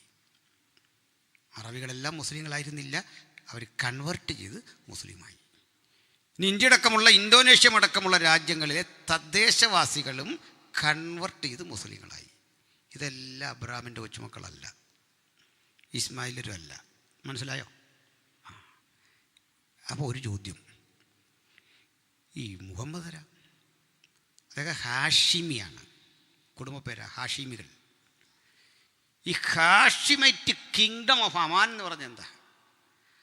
അമാൻ എന്ന പേര് കേൾക്കുമ്പോഴത്തോളം നമ്മുടെ അമോന്യർ, മോവാബിയുടെ കൂടെ അമോന്യരില്ലേ, അതായത് ലോത്തിൻ്റെ മക്കൾ, അതല്ലേ അമോന്യർ. അപ്പം ലോത്തിൻ്റെ കൊച്ചുമകനാണ് ആര്? ഹാഷിമികൾ. പെട്ടിയോ? ഞാനിതൊരു വീഡിയോ ഇട്ട് ചലഞ്ച് ചെയ്തിട്ട് ഒരാളും മറുപടി പറയാൻ വന്നില്ല. വരാൻ പറഞ്ഞു, വംശാവലിയൊക്കെ വെച്ച് പഠിച്ചേക്കാന്ന് പറഞ്ഞു. തെളിയിക്കാൻ പറ്റിയില്ല. എന്താ പറഞ്ഞു വെച്ചേ? സംഗതി മനസ്സിലായോ? അപ്പോൾ അത് ഒത്തിരി പറയാതിരിക്കുക ഭംഗി. ലോകത്തിൻ്റെ മക്കളുടെ കഥ മനസ്സിലായില്ലേ? ഇന്നും ആ ജീവിതത്തിൽ നിന്നും വലിയ വ്യത്യാസം ഇല്ലാതെ ആ കൾച്ചറവിടെ പോവാ. ഏതായാലും നമുക്കവിടെ ഒത്തിരി പറയേണ്ട ആവശ്യമില്ല. അങ്ങനെ ചോദിക്കാതെ കിട്ടിയ രാജ്യമാണ് യോർദാൻ. ഇപ്പുറത്ത് യോർദാൻ്റെ ഇക്കരയുള്ള ഈ സ്ഥലം, യോർദാൻ്റെ പശ്ചിമ തീരത്തെ ഈ വെസ്റ്റ് ബാങ്ക്, യുദ്ധം വരുമ്പോഴെല്ലാം നമ്മൾ കണ്ട വെസ്റ്റ് ബാങ്ക്, ഗസ, ഇങ്ങനെയാണ് കിടക്കുന്നത്. ഗാസയാണ് ഗസ. ഇതെല്ലാം പെട്ടെന്ന് നമ്മൾ കേൾക്കും. ഇവിടെ ഒരു പ്രശ്നം ഉണ്ടായി. ഈ വന്ന ജൂതന്മാർ സ്ഥലം വില കൊടുത്തു വാങ്ങി. നമ്മൾ പൊന്നിൻ വില എന്നൊക്കെ പറഞ്ഞ പോലെ 10 മടങ്ങ് വില കൊടുത്ത് വാങ്ങുക മാത്രമല്ല, പണമില്ലാത്തവർക്ക് ഇങ്ങോട്ട് കടക്കാൻ പലിശരഹിത വായ്പകൾ കൊടുത്തു കൂട്ടുകാർക്ക്. അവിടെ ഒരു വാക്യം നിങ്ങളെ വായിച്ച് കേൾപ്പിക്കാം. എസെക്കിയേൽ പ്രവചനം 43-ാം അധ്യായം, യെശയ്യാ 43-5 ഒന്ന് വായിച്ചു. യെശയ്യാ 43-5.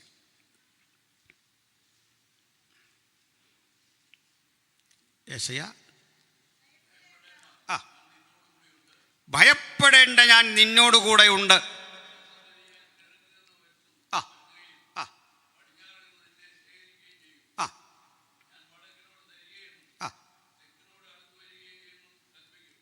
തടുത്തു വെക്കരുതെന്ന് കൽപ്പിക്കും.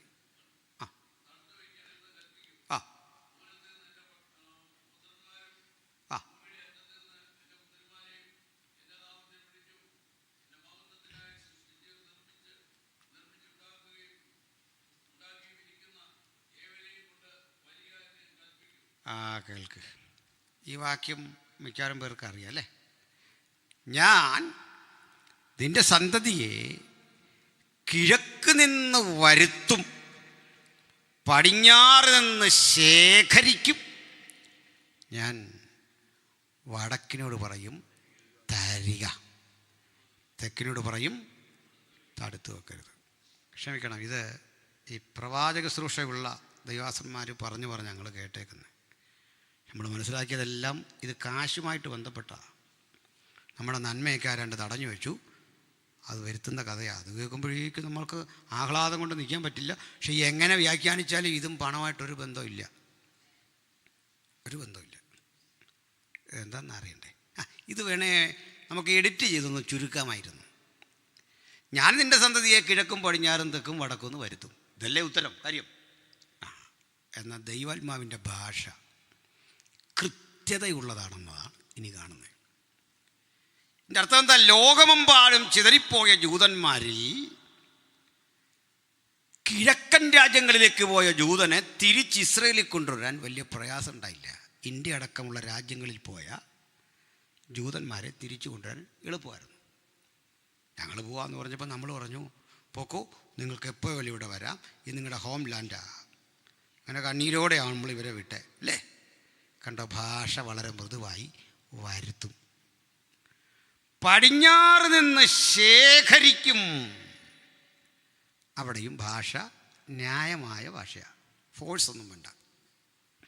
കാരണം പാശ്ചാത്യ രാജ്യങ്ങളിൽ പോയ അമേരിക്ക അടക്കമുള്ള രാജ്യങ്ങളിൽ കിടക്കുന്ന ജൂതനും നല്ല ബന്ധമാണ്, അവർക്കും തിരിച്ച് ഇസ്രയേലിൽ വരാം. എന്നാൽ വടക്കുണ്ടല്ലോ, ജർമ്മനി, റഷ്യ, ഈ രാജ്യങ്ങളിലൊക്കെ പോയ ജൂതനെ വിടുകല, വിസ കൊടുക്കൂല. ഇവിടെ കിടന്ന് മരിച്ചാലും വിടില്ല. അതിൻ്റെ കാരണം എണ്ണയുടെ രാഷ്ട്രീയം. നീ അവിടെ ചെന്നാൽ ജൂതരാജ്യം ശക്തിപ്പെടും, അത് അറബികളെ ബാധിക്കും, ഇതൊക്കെ കൊണ്ട് വിടൂല. ഈജിപ്റ്റ് അടക്കമുള്ള തെക്കൻ രാജ്യങ്ങളിൽ പോയവരെയും വിടുകയില്ല. പക്ഷെ ദൈവാത്മാവിൻ്റെ ഭാഷ കനത്തു. ഞാൻ വടക്കിനോട് പറയും തരിക, തെക്കിനോട് പറയും തടുത്തു വെക്കരുത്. കണ്ട, ഈ പുസ്തകത്തിൻ്റെ വാക്കുകളുടെ സ്പന്ദനത്തിൽ പോലുമുണ്ട് ഒരു ഊർജം. ഹല്ലേലൂയ! ഇതാ ദൈവജനത്തിൻ്റെ അതിൻ്റെ ശക്തിയുടെ ആഴമൊന്ന് നോക്കിക്കേ. ആ ഭാഷയ്ക്ക് പോലുമുണ്ട് കൃത്യമായി ഇടപെടാൻ കഴിയുന്ന ദൈവിക ചൈതന്യത്തിൻ്റെ ഊഷ്മളമായൊരിടപെടൽ. അങ്ങനെ അവർ തിരിച്ചു 48 ഇവർ ശക്തിപ്പെട്ടു. സ്ഥലം വിലയ്ക്ക് വാങ്ങി ഒടുക്കം ഒരു പറ്റി. ഇവർ വിറ്റ് തങ്ങൾ വിറ്റഴിക്കുന്ന സ്ഥലത്തിൻ്റെ മൂല്യം അറിയാതെ വിറ്റതാ. അതാ ഇന്ന് ഈ അടിയെല്ലാം നടക്കുന്നത്. മനസ്സിലായോ? വിറ്റ് കളഞ്ഞിട്ട് നമ്മൾ പറയാ ഇനി തരാൻ. നമ്മളൊക്കെ ഒന്ന് ആലോചിച്ച് നോക്കിയാൽ വിറ്റ് കളഞ്ഞ സ്ഥലം ഓർത്ത് ഇപ്പോൾ അതിലേ പോകുമ്പോൾ കരയാത്ത ഏതെങ്കിലും മനുഷ്യരുണ്ടോ? അന്നേരം ആ ബോധമൊന്നും പോലെ കളഞ്ഞിട്ട് അവൻ വെറുതെ മേടിച്ചാണോ? അന്ന് ചോദിച്ച പൈസയൊക്കെ തന്നു അവനെ കുറ്റം പറഞ്ഞിട്ട് കാര്യമുണ്ടോ? നമ്മുടെ ആവശ്യത്തിൻ്റെ പേരിൽ ഇതും കളഞ്ഞു ചെയ്യണ്ടോ? വെറുതെ അല്ല, വലിയൊരു ആവശ്യത്തിൻ്റെ പേരിൽ കൊടുത്താ. ജൂതൻ ഇതുപോലെ അവസ്ഥ.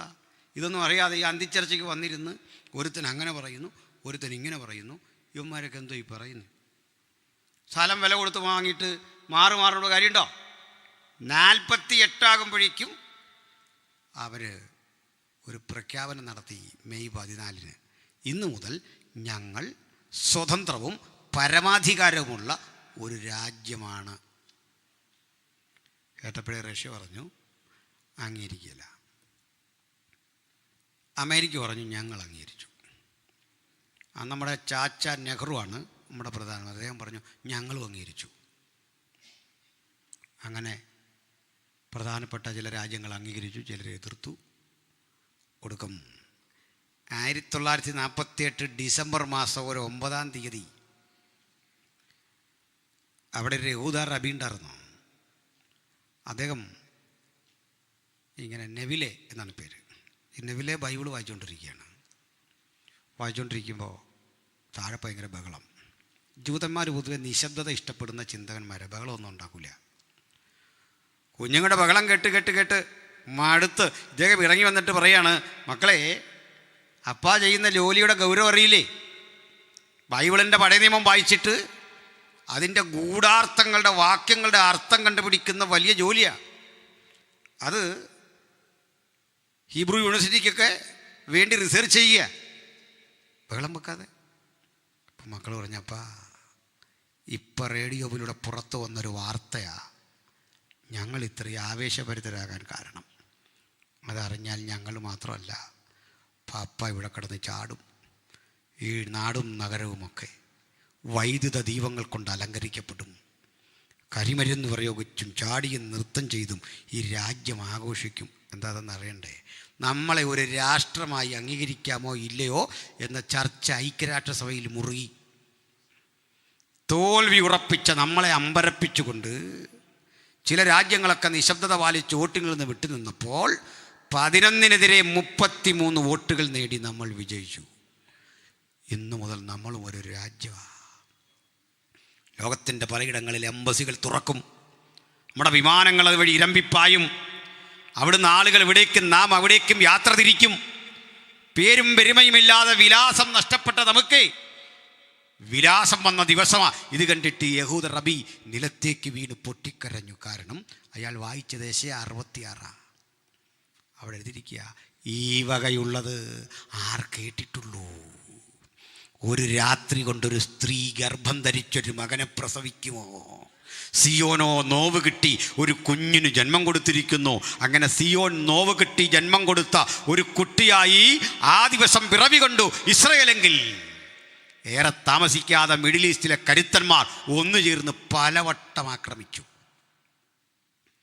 ഓരോ യുദ്ധം കഴിയുമ്പോഴും അതിർത്തി വളർന്ന് വളർന്ന് വളർന്ന് യോർദാൻ്റെ കയ്യിലിരുന്ന വെസ്റ്റ് ബാങ്കും സിറിയയുടെ കയ്യിലിരുന്ന ഗോലാൻ കുന്നുകളും ഈജിപ്തിൻ്റെ കയ്യിലിരുന്ന സീനായ് മുനമ്പും ഒക്കെ പിടിച്ച് അവർ വളർന്നു. കാര്യം മനസ്സിലായോ? ഇതിനിടയ്ക്ക് ചിലത് തിരിച്ചു കൊടുത്താണ്. ക്യാമ്പ് ഡേവിഡ് കരാർ അനുസരിച്ച് തിരിച്ചു കൊടുത്തതിൻ്റെ പേരിലാണ് ഇസഹാക്ക് റാബീനെ വെടിവെച്ച് കൊല്ലുന്ന ഇസ്രായേൽ തന്നെ. ഇങ്ങനെ ഒത്തിരി സന്ദർഭങ്ങൾ അവിടെ ഉണ്ട്. എന്തിനാ ഇത്രയും പറഞ്ഞെന്നറിയണ്ടേ? ഇത്രേ ഉള്ളൂ. ചരിത്രത്തിൻ്റെ ഭൂപടത്തിൽ പ്രസക്തി നഷ്ടപ്പെട്ട് ഇനി ഒരിക്കലും തിരിച്ചു വരില്ല എന്ന് കരുതിയ ഒരു രാഷ്ട്രം ഒരുങ്ങുന്നു. എന്തിനാ? അവർ കാത്തിരിക്കുന്ന ഒരു മശിഹ വരും, ഒരു രാജാവ് നീതിയോടെ വാഴും. ആ രാജവാഴ്ചയ്ക്ക് വേണ്ടി ആ രാഷ്ട്രം ഒരുമ്പിടുന്നു, കാത്തിരിക്കുന്നു. അതിൻ്റെ ചരിത്രവും പ്രവചനമൊക്കെ പഠിച്ചിട്ടാ ഞങ്ങൾ ഖണ്ഡിതമായി ഈ യുദ്ധകാലത്തൊക്കെ പറഞ്ഞിട്ടുണ്ട്, അവനോട് എതിർത്തൊന്നും ജയിക്കില്ല, ജയിക്കാൻ കഴിയില്ല. പ്രിയരെ, അറിയണ്ടേ, ലോകത്തിലേറ്റവും അധികം ആയുധം ഉൽപ്പാദിപ്പിക്കുന്ന രാജ്യം അത്. അവരോട് ഏറ്റവും അധികം ആയുധം വാങ്ങുന്ന രാജ്യമാണ് ഇന്ത്യ. ആത്മാർത്ഥയോടെ ഇന്ത്യ അവർ സ്നേഹിക്കുന്നത്. ഇനി ചില രസകരമായ കാര്യങ്ങൾ പറയാം. ഈ ഗലീലിയ തടാകമാണ് അവിടെയുള്ള ഒരു വാട്ടർ റിസോഴ്സ്. ഇത് അമിതമായ ഉപയോഗം കൊണ്ട് വറ്റാൻ തുടങ്ങി. വറ്റി ഒരു ദിവസം ഐക്യരാഷ്ട്രസഭ അയച്ച സയൻറ്റിസ്റ്റുകളുടെ സംഘം ഇവിടെ പഠനം നടത്തി. ഈജിപ്തിൽ നിന്ന്, സിറിയയിൽ നിന്ന്, യോർദാനിൽ നിന്നുമൊക്കെ വന്ന സംഘം ഐക്യരാഷ്ട്രസഭയുടെ നേതൃത്വത്തിൽ പഠനം നടത്തിയ ഒരു റിപ്പോർട്ട് പുറത്തു കൊണ്ടുവന്നു. 1996 ആകുമ്പോഴേക്കും ഗലീലക്കടലിലെ വെള്ളം പറ്റും, വെള്ളം കിട്ടാക്കനിയാകും. ഏറ്റവും വിലപിടിപ്പുള്ള വസ്തുവായി ഓരോ ഇസ്രയേലിനും വെള്ളം മാറും. അതവരുടെ മുഴുവൻ ദൈനംദിന ജീവിതത്തെയും ബാധിക്കും. ഇത് കേട്ട് ഇസ്രയേൽ വിട്ടില്ല. മെഡിറ്ററേനിയൻ കടലിലെ വെള്ളം പലയിടങ്ങളിൽ പമ്പ് ചെയ്ത് ക്വാളിറ്റിയുള്ള ഉപ്പ് ഉൽപ്പാദിപ്പിച്ച് ശേഷിച്ച ജലം ഹെർമോന്യമലയുടെ മുകളിൽ കയറ്റി അവിടെ നിന്ന് താഴേക്കൊഴുക്കി. അങ്ങനെ ഈ വെള്ളം ഉയർന്നു. അങ്ങനെ ഗലീലക്കടൽ നിറഞ്ഞ് അത് തടാകം കേട്ടോ, കടലെന്ന് പറയുമ്പോഴും ആ കാശ്മീർ ഏരിയ വികാസം പ്രാപിച്ച് 96 വറ്റിപ്പോകുമെന്ന് നിരീക്ഷിച്ച സയൻറ്റിസ്റ്റുകളില്ലേ 3 രാജ്യങ്ങളിൽ നിന്ന് വന്നേ. 93 3 വർഷങ്ങളുടെ മുമ്പേ ഈ സ്ഥലങ്ങളിലേക്കെല്ലാം കുപ്പിവെള്ളം കയറ്റി അയച്ച് ലാഭം കൊയ്തുന്നവൻ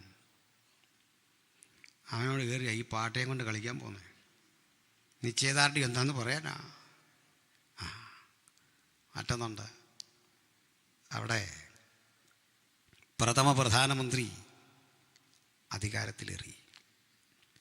അപ്പോൾ ഈ മനുഷ്യനെ അന്ന് സ്വീകരിക്കാൻ കൊടുക്കാൻ പൂക്കളില്ല, മുഴുവൻ മരുഭൂമിയാണ്. ഒരു ബൊക്കെ കൊടുക്കണമല്ലോ, പ്ലാസ്റ്റിക് കൊടുക്കുന്നത് എങ്ങനെ? അന്നറിയുന്നത് കൊടുക്കാനുള്ള പൂക്കളില്ല, വറ്റി വരണ്ട് കിടക്കുന്ന മരുഭൂമി. പാരീസിലേക്കൊരു സ്പെഷ്യൽ ഫ്ലൈറ്റ് ചാർട്ട് ചെയ്ത് അവിടെ നിന്ന് ബൊക്കയും പൂമാലകളൊക്കെ വരുത്തിയ ബെൻഗൂരിയോന് സ്വീകരണം കൊടുക്കുന്നത്. പക്ഷേ അധികാരത്തിലേറി ഏതാനും നാൾക്കുള്ളിൽ അദ്ദേഹം അതിനെ മലർവാടിയാക്കി തീർത്തു. ലോകത്തിലേറ്റവും അധികം പൂക്കളുടെ വിപണി അവിടെയാണ്, ക്വാളിറ്റിയുള്ള പഴങ്ങളുടെ വിപണി അവിടെയാണ്. എന്താണ് ജീവിതത്തോട് അവർ കാട്ടുന്ന അഭിനിവേശം? അതാണ് ജൂതൻ. അവരുടെ റോഡുകൾ അടിയന്തര ഘട്ടത്തിൽ ഫ്ലൈറ്റ് ഇതാക്കാം. കാരണം എപ്പോഴും യുദ്ധഭീതിയിൽ കഴിയുന്നൊരു സമൂഹമാണ്. ജനിച്ചു വീഴുന്ന ഓരോ കുട്ടിക്കും ജീവിതത്തെക്കുറിച്ച് വലിയ ഉത്തരവാദിത്വം. നിങ്ങൾക്കറിയണ്ടേ, സ്ത്രീകൾ സൈനിക സേവനത്തിൽ ഇത്രയും എൻഗേജ്ഡ് ആയിട്ടുള്ളൊരു കമ്മ്യൂണിറ്റി വേറെ ഇല്ല. സ്ത്രീകളാണ് പ്രധാനപ്പെട്ട ജോലികളൊക്കെ ചെയ്യുന്നത്. നമ്മൾ ചെന്ന് കഴിഞ്ഞാൽ 15 വയസ്സുള്ള 12 വയസ്സുള്ള പെൺകുട്ടികൾ കുതിരപ്പുറത്ത് ഈ ടെൻഗണ്ണും കൊണ്ട് യാത്ര ചെയ്യും. കുതിരപ്പുറത്ത് പോകാൻ കാരണം അവിടെ എല്ലാം ഈ മലകളാണ്. ആ മലയൊന്നും ഇടിച്ച് നമുക്ക് പറ്റുന്ന പോലെ കൊണ്ട് റോഡ് നിരത്താനും ഒന്നും പറ്റില്ല. അതിൻ്റെ സ്വാഭാവികമായ ഭംഗി കളയാൻ പാടില്ല. വണ്ടി ഇതുവഴി വണ്ടിയൊന്നും കെറ്റില്ല, കുതിരപ്പുറത്താണ്. ഈ ഗണ്ണ് കണ്ടാലേ പേടിച്ചു പോവും. ഇതും കണ്ടാൽ വരുന്നത്. പക്ഷേ പാവം പിള്ളേർ നമ്മളോടൊക്കെ ഫോട്ടോ എടുക്കാൻ വരും. വലിയ ബഹുമാനമാണ്, സ്നേഹമാണ്. ഈ കുട്ടികളുടെ കയ്യിലൊക്കെ ഗണ്ണാണെന്ന്. അത് നമ്മുടെ കയ്യിൽ പോലീസുകാരിരിക്കുന്ന നാടൻ സാധനമൊന്നുമല്ല, സല്യൂട്ടടിയും ചവിട്ടുമൊക്കെ ഇല്ല, അതൊന്നുമല്ല. അങ്ങോട്ട് വലിച്ചു കഴിയുമ്പോഴേ എത്ര റൗണ്ട് സ്ഫോടനം സൃഷ്ടിക്കുന്ന സാധനം കൊണ്ടാ പട്ടാളം. ഇതെല്ലാം സൈനികരാ, ജനിച്ച് വീണാലേ സൈനികരാ. പെൺകുട്ടികളാ പ്രധാനപ്പെട്ട രംഗത്തെല്ലാം. എമിഗ്രേഷൻ ക്ലിയറൻസിൻ്റെ ഭാഗത്തെല്ലാം ഇരിക്കുന്ന സ്ത്രീകളാണ്. എങ്ങോട്ട് നോക്കിയാലും സ്ത്രീകളാണ് പ്രധാനപ്പെട്ട ചുമതല, പോലീസിലും മിലിറ്ററിയിലും എല്ലാം. അതിനൊരു കാരണമുണ്ട്. എന്താണെന്നറിയോ? രമ്യ പറയുക, അന്നാളിൽ അവരുടെ സ്ത്രീകൾ അവരുടെ പുരുഷനെ കാക്കും. മനസ്സിലായോ? അതിന് പകരം നമുക്ക് കുറേ സ്ത്രീകൾ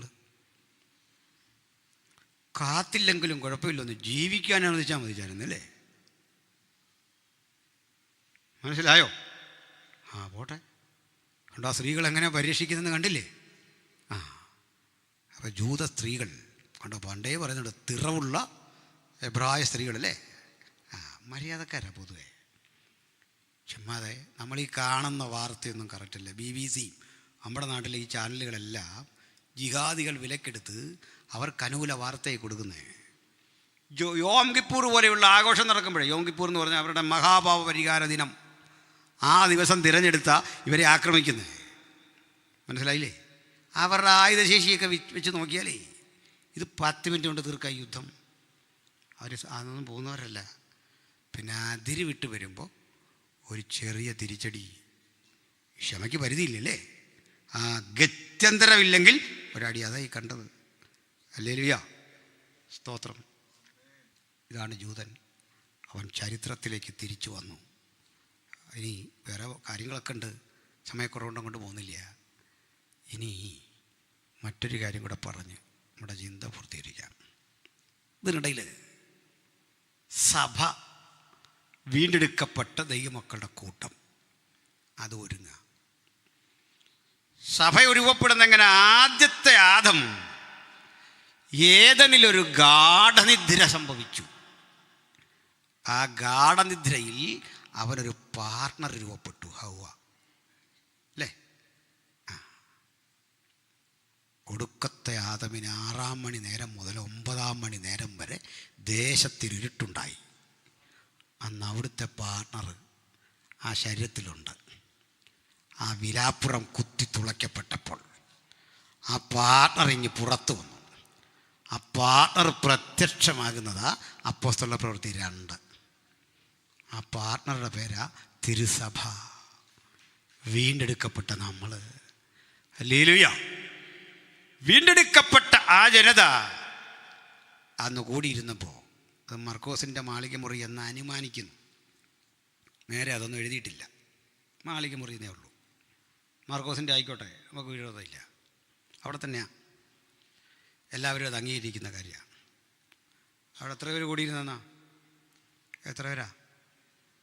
അത് തെറ്റാണ്. 120 കൂടിയിരിക്കുന്നതിന് മുമ്പാണ് 3 ഗാദറിംഗ് ഉണ്ട്. ഈ ആക്സ് 2 പറയുന്നത് 120 ആകാം, അതിൽ കൂടുതലാകാം, അതിൽ കുറവാകാം. മനസ്സിലായില്ല? തിരിച്ച് കൃത്യം അറിയണം നമ്മൾ. അറിയാതെ ചില കാര്യങ്ങൾ മനസ്സിലിങ്ങനെ കിടപ്പുണ്ട്, കറക്റ്റല്ല. ചിലപ്പോൾ നമ്മൾ പ്രസംഗിക്കുമ്പോൾ കേട്ടിട്ടില്ലേ, പൗലോസ് കുതിരപ്പുറത്തും താഴെ വീണു. നമ്മളെത്ര വായിച്ചാലും അവിടെ കുതിരയെ പോയിട്ടൊരു കഴുതയെ പോലും കാണാൻ പറ്റില്ല. ഞാനിതൊരാളോട് എന്നോട് പറയാം, എടോ പാവം പൗലോസ് ഉണ്ട്, കുതിരയെ കിട്ടുന്നില്ല, ഇയാൾക്ക് എന്നാ അസുഖമെന്നു.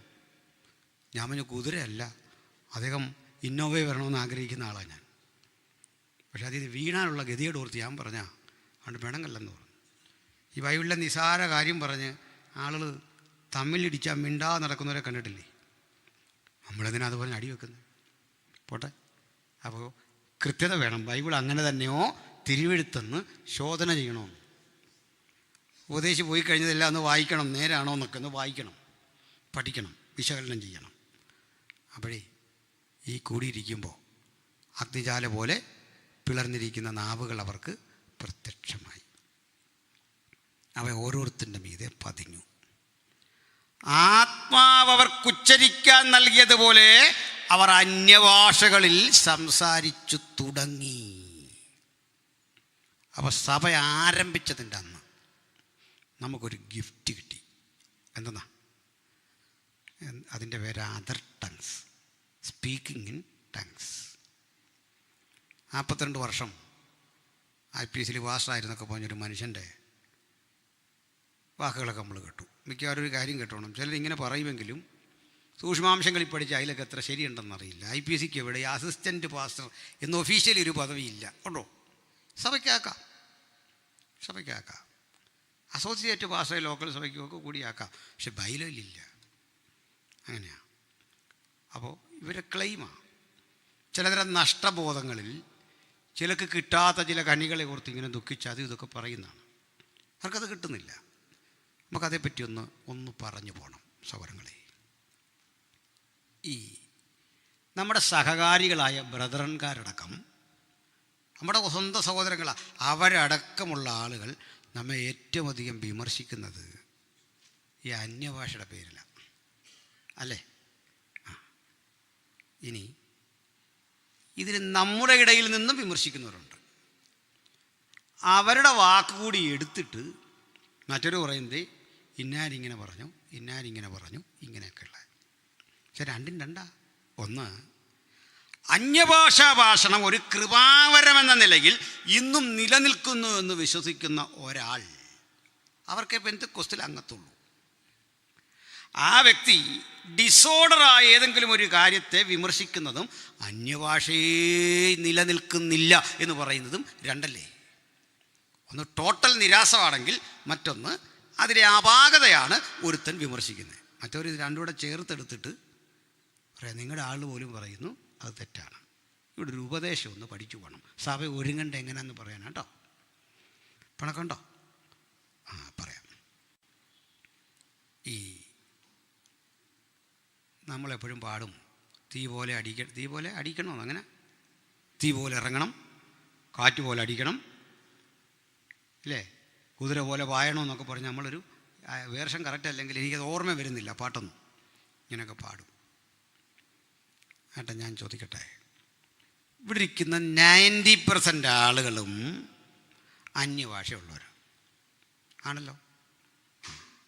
പക്ഷെ ഒരു കാര്യം, നിങ്ങൾ ഈ അന്യഭാഷാ ഭാഷണം നിങ്ങൾക്ക് കിട്ടുമ്പോൾ അഗ്നിജാല പോലെ വിളർന്നിരിക്കുന്ന നാവ് പ്രത്യക്ഷമായോ? നിങ്ങളിൽ പതിഞ്ഞോ? ഒരു കൊടിയ മുഴക്കം ആകാശത്തുണ്ടായോ? ഇരുന്ന വീട് മുഴുവൻ നിറഞ്ഞോ? എൻ്റെ കാര്യത്തിലില്ല. അങ്ങനെ ഉണ്ടാകത്തില്ലെന്നൊന്നുമില്ല. അവിടെ ഉണ്ടായില്ല.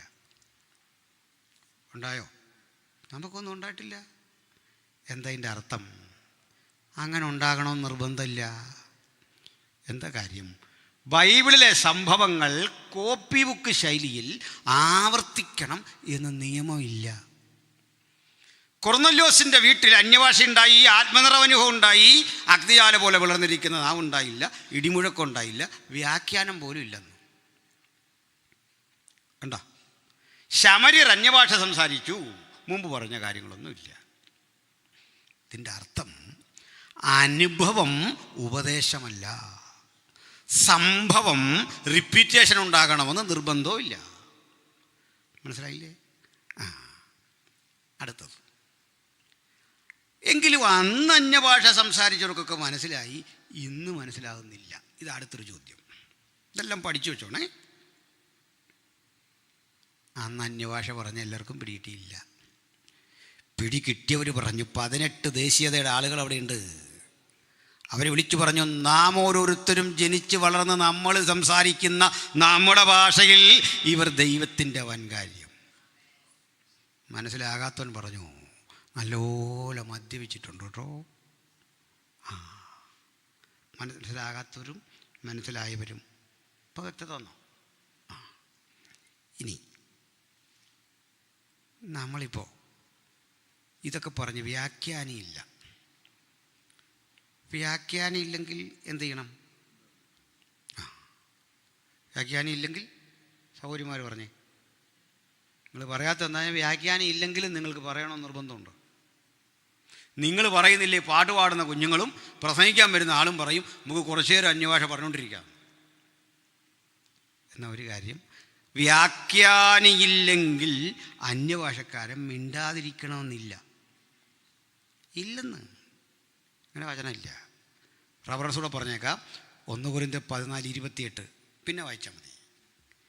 വ്യാഖ്യാനിയില്ലെങ്കിൽ അന്യഭാഷക്കാരൻ സഭയിൽ മിണ്ടാതെ തന്നോടും ദൈവത്തോടും സംസാരിക്കട്ടെ. നിർത്താനല്ല, മിണ്ടാതെ സംസാരിക്കണം. ഇതിൻ്റെ അർത്ഥം എന്താ? പബ്ലിക് നോയ്സൻസ് ആകരുതെന്ന്. അതേ ഉള്ളൂ. അപ്പോൾ നമ്മളെല്ലാവരും ഇവിടെ അന്യഭാഷ പറയുമ്പോൾ പബ്ലിക് ന്യൂസൻസ് ആകുമോ? ഇല്ല. കാരണം അവിശ്വാസി അകത്ത് വന്നാൽ ഭ്രാന്തുണ്ടെന്ന് പറയുകയില്ലയോ. അവിശ്വാസി വരാൻ സാധ്യത കുറവുള്ള ഇടമായി ആരാധന നമ്മളെ ഉള്ളൂ. അതുകൊണ്ട് പാസ്റ്റർ എന്ത് പറയുന്നു, നിങ്ങളെന്ത് പറയുന്നു, അത് ആരാധനയാണെന്ന് പരസ്പരം ബോധ്യം വരുന്ന ഇടത്ത് ഓരോരുത്തർക്കും ആരാധിക്കാം. പക്ഷേ ഈ കൺവെൻഷൻ കാണിക്കുന്ന പണിയൊക്കെ ഒരു വല്ലാത്ത പണിയാണ് നമ്മളിന്നീ കാണിക്കുന്ന പലരും. അവിടെ നിയന്ത്രണമുണ്ട്. മനസ്സിലാകുന്നില്ല. കറക്റ്റ് ഡോക്ടറിനെ പറയത്തുള്ളൂ. ഇല്ലേ നിങ്ങളിത് കഴിഞ്ഞാലും ചോദിക്കണം. ഇനി നമ്മളെല്ലാം പറയും വ്യാഖ്യാനി ഇല്ല, ഞാൻ വ്യാഖ്യാനിയെ കണ്ടിട്ടില്ല, പണ്ടൊക്കെ വ്യാഖ്യാനി ഉണ്ടായിരുന്നു. അത് നമ്മുടെ ഒരു പ്രശ്നം പറയാം. നമ്മളെ ഇതാരോടായി പറയുന്നേ? എനിക്കില്ലെന്ന് നിങ്ങളും നിങ്ങൾക്കില്ലെന്ന് ഞാനും അതല്ലേ ഈ പറഞ്ഞുകൊണ്ടിരിക്കുന്നേ. അല്ല നിങ്ങൾക്കെന്നാ ഉണ്ടാകാഞ്ഞേ? അല്ല എനിക്കെന്നാ ഉണ്ടാകാഞ്ഞേ? നമ്മൾ മറ്റൊരുത്തനിൽ ഇതുണ്ടോ എന്ന് നോക്കാതെ ഇന്ന് വരെ സ്വന്തം ജീവിതത്തിലുണ്ടോ എന്ന് പരിശോധിച്ചില്ല. കാരണം എനിക്കെന്തുകൊണ്ട് ഉണ്ടാകുന്നില്ലെന്ന് എനിക്കറിയാം. നിങ്ങളാരെങ്കിലും ഉണ്ടെങ്കിൽ എനിക്കതൊരു ഉപകാരമൊന്നും. അങ്ങനെയാണോ പോണ്ടേ? നമ്മൾ കൺഫസ് ചെയ്യണം. വ്യാഖ്യാനി എഴുന്നേൽക്കാൻ, സഭയ്ക്കുള്ളിൽ വ്യാഖ്യാനി എഴുന്നേൽക്കുമ്പോൾ അന്യഭാഷയ്ക്ക് ഒരു പ്രവചന സ്വഭാവം വരും. ദൈവം വാസ്തവമായി നമ്മുടെ ഇടയിൽ ഉണ്ടെന്ന് അവന് ബോധ്യം വരും. അന്യഭാഷ സുപ്രധാന. ഇനി അടുത്തതിന് ഇല്ല. ചില പറയാറുണ്ട് നിങ്ങളുടെ ഈ പാട്ടും ഇതെല്ലാം കൊള്ളാം, ഈ അന്യഭാഷ ഇത് വല്ല അന്യഭാഷയാണോ? കാരണം ഏതാണ്ട് വികലമായ കുറേ ശബ്ദം, ഇങ്ങനെയൊക്കെ ആൾക്കാർ പറയുന്നല്ലേ. കേട്ടു. നമുക്ക് മനസ്സിലാകാത്ത ഏത് ഭാഷയും വികലമായ ശബ്ദമാണ്. ശരിയല്ലേ?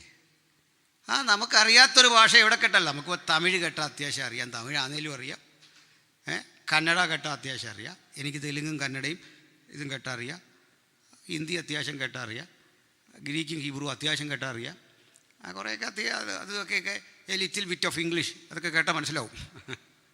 ഇതിന് പുറത്തൊരു ഭാഷ കേട്ടാലോ എനിക്കിത് എന്തോ ശബ്ദം പിടികിട്ടിയോ? ഇനി അതുകൊണ്ടും തീർന്നില്ല. ഞാൻ ഡിബേറ്റിലൊരു ബ്രദറൻ സഹോദരനുമായിട്ട് സംസാരിക്കാൻ പറഞ്ഞു. പുള്ളി പറഞ്ഞു ഇതൊക്കെ ശരി, എന്തുകൊണ്ട് ഇന്നത്തെ അന്യഭാഷ മനസ്സിലാകുന്നില്ല? ഞാൻ പറഞ്ഞു കാരണം അത് അന്യഭാഷയാണ്. വീണ്ടും ഇയാൾ ചോദിച്ചു അതല്ല മനസ്സിലാകുന്നില്ല. അപ്പോഴും ഞാൻ പറഞ്ഞു കാരണം അത് അന്യഭാഷയാണ്. ഒരു 8-10 റൗണ്ട് കഴിഞ്ഞപ്പോൾ പുള്ളി മടുത്തുപോയി. എൻ്റെ കാര്യം പറയാം, നിങ്ങൾക്ക് മനസ്സിലാകാനല്ല ഞാൻ അന്യഭാഷ പറഞ്ഞേ കേട്ടോ. ഭാവിച്ച ഞാൻ അന്യഭാഷ പറഞ്ഞത് ഭാവിച്ചാനോടല്ല, ആരോടാണെന്ന് 1 Corinthians 14:1 എഴുതിയിട്ടുണ്ട്. ആരോടാ? അന്യഭാഷയിൽ സംസാരിക്കുന്നവൻ മനുഷ്യരോടല്ല. സ്പഷ്ടമായിട്ട് എഴുതി വെച്ചിരിക്കുക. ബ്രദറുകാരോടല്ല, ബാപ്റ്റിസ്റ്റുകാരനോടല്ല, തൊട്ടടുത്തിരിക്കുന്ന IPC-കാരനോടല്ലെന്നേ, ഇവിടെ ഇരിക്കുന്ന ആരോടും അല്ലെന്ന് പറഞ്ഞിട്ട് പറയുക. മനുഷ്യരോടല്ല, ദൈവത്തോടത്രേ. എങ്കിലും അവൻ ആത്മാവിൽ മർമ്മങ്ങളെ സംസാരിക്കുന്നു.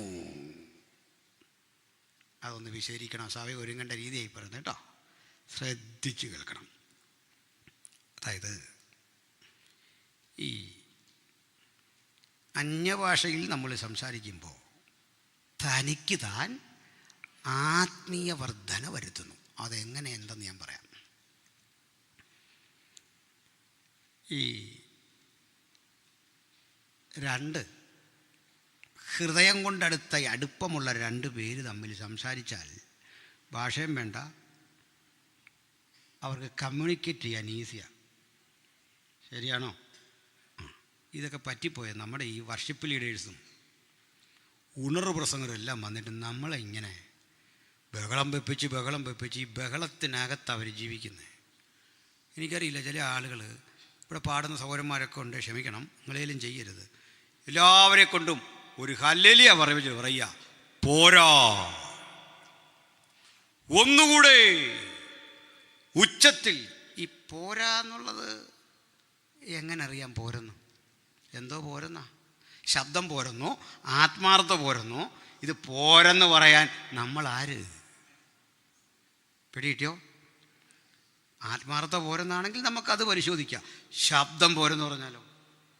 അതിൻ്റെ മെഷർമെൻ്റ് എന്താ? ഇവിടെ വരെ ഏതാ ശബ്ദം?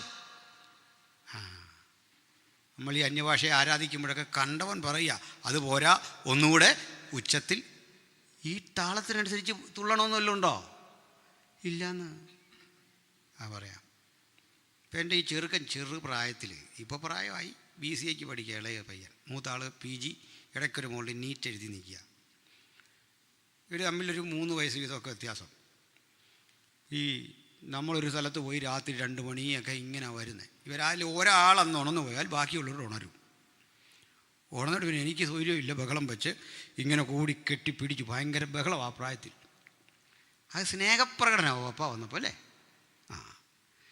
ഈ പിള്ളേർ നമ്മുടെ ചുറ്റും നിന്ന് സ്നേഹം പ്രകടിപ്പിക്കുന്നത് മറ്റൊരുത്തം കണ്ടേച്ച് പറയുക, പോരാ, ഒന്നുകൂടെ.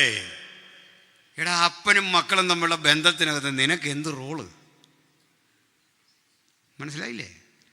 ഒരുത്തൻ ഒച്ച വെക്കുന്നു കുഞ്ഞ്, ഒരുത്തൻ ദേഹത്ത് പറ്റി പിടിക്കുന്നു, ഒരാൾ നമ്മുടെ തലയിൽ കിടന്ന് ഇങ്ങനെ പിടിച്ച് മറിയുന്നു. ഇതെല്ലാം കുഞ്ഞിനും അപ്പനും തമ്മിലുള്ള പരസ്പര ഇഷ്ടമാണ്. അതാ ഭക്തൻ്റെ ആരാധന. ഹല്ലേലൂയ. അതിന് രൂപരേഖ വരയ്ക്കാൻ ആര് പറഞ്ഞു? അതിങ്ങനെ വേണമെന്ന് നിയതമായി വരയിടാൻ ആര് പറഞ്ഞു? ഈ ഹൃദയവും മനസ്സും ആത്മാവും ശരീരവും പരിപൂർണമായി അവങ്കിൽ അർപ്പിച്ചിരുന്ന അനുഭവമാണ് ആരാധന. സഭ അങ്ങനെ ഒരുങ്ങണ്ടേ. ഹല്ലേലൂയ, സ്തോത്രം. ഇനി ഇതിൻ്റെ പവർ എന്താണെന്ന് ഞാൻ പറയാം. അതുകൊണ്ട് ആ മനുഷ്യൻ ഏറ്റവും അധികം വിമർശിക്കുന്ന ഇതിനെ, അതതിൻ്റെ വാല്യൂ. മനസ്സിലാകുന്നില്ലേ? കൂടുതലൊരു വസ്തുവിനെ വിമർശിക്കുമ്പോൾ അതിൻ്റെ വിലയാണ് തെളിയിക്കുന്നത്. ഈ സഭയിൽ, ഈ സമൂഹത്തിൽ ഏറ്റവും അധികം നമ്മൾ അനാദരിക്കപ്പെടുന്നെന്ന് തോന്നുന്നെങ്കിൽ അത് വിലയാണ് ബോധ്യപ്പെടുത്തുന്നത്. പെന്തക്കോസ്ത് സമൂഹത്തെ സകല സഭകളും സകല മനുഷ്യരും ചേർന്നേ സകലർക്കും നമ്മൾ ഒരുപോലെ ശത്രുവാകുന്നതിൻ്റെ കാരണം എന്താ? ഞാനൊരിക്കൽ പ്രസംഗിച്ചപ്പോൾ ചോദിച്ചതാണ്, ഞങ്ങൾ ഇവിടെ പടക്കം പൊട്ടിച്ചോ, ബോംബിട്ടോ, കളക്ട്രേറ്റ് പിക്കറ്റ് ചെയ്തോ, റോഡിൽ മാർഗതടസ്സം ഉണ്ടാക്കിയോ? നിങ്ങളെല്ലാം ഞങ്ങളെ എതിർക്കുന്ന എന്തിൻ്റെ പേരില്ല? അത് ഞങ്ങളുടെ വാല്യുവാ. 9 മണിക്ക് തീരുന്ന കൺവെൻഷനാണ് ഞങ്ങളുടെയെങ്കിലും ഇത് തീർന്നോ എന്നറിയാൻ വേണ്ടി ഇത്ര ജാഗ്രത എന്നറിയണ്ടേ? നിങ്ങൾക്കറിയാം, ഇതൊക്കെ ചെയ്യുന്നതിലും വലിയ സ്ഫോടനാത്മകമായ ഒരു കാര്യം ഇവിടെ നടക്കുന്നുണ്ട്. പാപിയുടെ മാനസാന്തരം, അതുണ്ടാക്കുന്ന ആ പവറുണ്ടല്ലോ. ഇതുകൊണ്ട് ആത്മനിറവ് ഇതുപോലെയാണ്. അതില്ലാത്ത ആളുകൾക്ക് അവർ മോശപ്പെട്ട മനുഷ്യരൊന്നല്ല. അതുകൂടെ പറഞ്ഞേക്കാം. ഒരുത്തന് ഇനി അന്യഭാഷ പറയുന്നില്ല, നമ്മളെല്ലാം അവനെ കോടും പാപിയായിട്ട്. ഇതൊക്കെ എന്തോ നമ്മുടെ യോഗ്യത നോക്കിയാണോ ദൈവം കൃപ തന്നേ? വിശുദ്ധ ജീവിതം നോക്കിയാണോ ഈ കൃപ തന്നേ? ഒന്നുമല്ല. അയോഗ്യനായിരുന്ന നമ്മെ സ്നേഹിച്ച മഹാസ്നേഹം തമ്പുരാൻ തന്നതെല്ലാം കൃപയാണ്, ഔദാര്യമാണ്. അതുകൊണ്ട് ഇത് കൃപാവരം കിട്ടിയവൻ കിട്ടാത്തവനെ പരിഹസിക്കല്ലേ. അവൻ കുറഞ്ഞവനാണെന്ന് ഓർക്കരുതേ, അവനെ പുറകിലിരിക്കുന്നവനാണെന്ന് ഓർക്കരുതേ. കൃപാവരം കിട്ടിയത് എൻ്റെ എളിമത്തം വർദ്ധിപ്പിക്കണം. നാഥാ, എൻ്റെ സഹോദരൻ വിശുദ്ധനായിരുന്നിട്ടും അവൻ എന്നെക്കാൾ ശ്രേഷ്ഠനായിരുന്നിട്ടും അവന് കൊടുക്കാത്തത് നീ സാധുവിന് തന്നത് എന്നോടുള്ള നിൻ്റെ സ്നേഹം. ഹല്ലേലൂയ. ഇനി പറഞ്ഞൊന്നുകൂടെ ബോധ്യപ്പെടുത്താം. ഇത് മറ്റൊരു കാര്യമാണ്. നമ്മളെ വക്താവ് പഠിപ്പിച്ചു, പ്രാർത്ഥിക്കേണ്ടും വണ്ണം പ്രാർത്ഥിക്കാൻ നമുക്കറിയത്തില്ലെന്ന്. പ്രാർത്ഥിക്കേണ്ടും വണ്ണം പ്രാർത്ഥിക്കാൻ അറിയാവുന്ന ആരെങ്കിലും ഉണ്ടെന്ന് പറ, കൈയൊന്നും നോക്കണ്ട. നമ്മൾ ഈ കൈ പൊക്കി ഒരു പരിവായ സമൂഹമാണ്.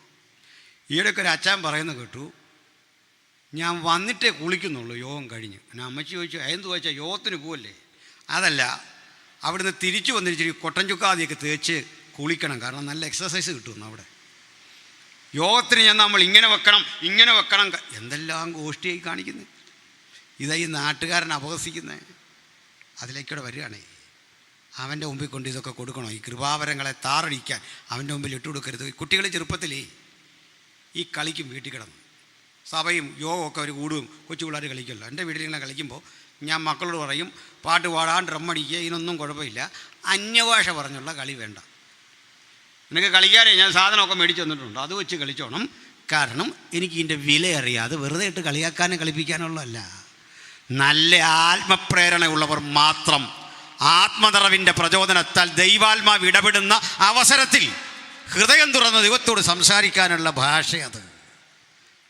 കമ്മ്യൂണിക്കേഷൻ്റെ കാര്യം കൂടെ പറയാം. പ്രാർത്ഥിക്കേണ്ട വണ്ണം പ്രാർത്ഥിക്കാൻ നമുക്കറിയില്ല. ഉദാഹരണം പറയാം, ഞാൻ നിങ്ങളോട് പ്രാർത്ഥന ചോദിച്ചു, നിങ്ങൾ വൈകിട്ടിരുന്ന് പ്രാർത്ഥിക്കുക, കർത്താവേ ഇന്ന് ഇവിടെ വന്ന് അനുഗ്രഹത്തോട്ടെന്ന് പറഞ്ഞ ദൈവാസനെ അനുഗ്രഹിക്കണേ. കുറേ കഴിഞ്ഞിട്ട് കർത്താവ് നീ അനുഗ്രഹിക്കണേ എന്ന് പറഞ്ഞ് മസിൽ പിടിക്കാൻ തുടങ്ങിയിട്ട് കുറേ നേരമായി. എങ്ങനെ അനുഗ്രഹിക്കണം നമുക്കറിയത്തില്ല. എന്നെപ്പറ്റി ഒന്നും നിങ്ങൾക്ക് അറിയില്ലെന്ന്, നിങ്ങളെപ്പറ്റി എനിക്കും അറിയത്തില്ല, പാസ്റ്റർക്കും അറിയില്ല, നിങ്ങൾക്ക് പാസ്റ്ററെ അറിയില്ല. എന്താ കാര്യം? ഇവിടെ എഴുന്നേറ്റ് നിന്ന് നിങ്ങൾ പറയല്ലേ സാക്ഷി. ആ സാക്ഷി പറഞ്ഞത് മുഴുവൻ എടുത്തു നോക്കിയാൽ ഇന്ന് വരെ നമ്മൾ യഥാർത്ഥ സാക്ഷ്യം പറഞ്ഞില്ല. വേദന പാതിയിലധികം വിഴുങ്ങി ആരോടും പറയാതെ അങ്ങ് മാറ്റി എഡിറ്റ് ചെയ്തേ ഒരു പബ്ലിക്ക് കേട്ട കുഴപ്പമില്ലാത്ത കാര്യം മാത്രമാണ് ഇവിടെ നിന്ന് പറഞ്ഞത്. ചങ്ക് പൊട്ടി പറഞ്ഞത്, ചില വാക്കൊന്നും പുറത്തു വന്നില്ല. അതുകൊണ്ട് പാസ്റ്റർക്ക് അറിയില്ല നിങ്ങളുടെ വേദന, പാസ്റ്ററുടെ വേദന നിങ്ങൾക്കും അറിയില്ല, ലോകത്താർക്കും അറിയില്ല. പക്ഷേ ഇതറിയുന്ന ഒരുത്തനുണ്ട്. ഇത് അറിയിക്കേണ്ട ഒരു കോടതിയുണ്ട്, ഒരു സ്ഥലം. കോടതിക്കൊരു പ്രത്യേകതയുണ്ട്, കോടതിക്കൊരു വ്യവഹാര ഭാഷയുണ്ട്. അത് പഠിച്ചവനെ അത് പറയാൻ പറ്റൂ. അവിടെ നമുക്ക് ഈ ഭാഷ അറിയാത്തത് കൊണ്ട് സർക്കാർ അംഗീകരിച്ചൊരു ബാരിസ്റ്ററി, ഒരു അഭിഭാഷകൻ നമുക്ക് വേണ്ടി സംസാരിക്കും. അതുകൊണ്ട് ആ വക്കീലാണെങ്കിലും കേസ് നടത്താൻ വേറൊരു വക്കീലിനെ വെക്കുന്നതിനാ. അതിന് കാരണമുണ്ട്. എനിക്കറിയാത്ത ലൂപ്പ് ഹോളുകൾ അയാൾക്കറിയാം. കാരണം ഞാനതിലെ ഒരാളെന്നുള്ള നിലയിൽ ഇടപെടുന്നെങ്കിൽ അയാൾ കേസിനെ പുറത്തുനിന്ന് കാണുമ്പോൾ കുറേ കൂടെ കാര്യങ്ങൾ കിട്ടും. അതിനയാൾ വാദിക്കാൻ നിൽക്കുക. നമ്മളിതെല്ലാം പറയുമ്പോൾ ഇദ്ദേഹം കോടതിയോട് നമുക്ക് വേണ്ടി സംസാരിക്കുക. അതിൽ പിഴവ് പറ്റിയാൽ നേരെ അകത്ത് പോകുന്ന കേസാണ്, അഴി എണ്ണേണ്ട കേസാണ്.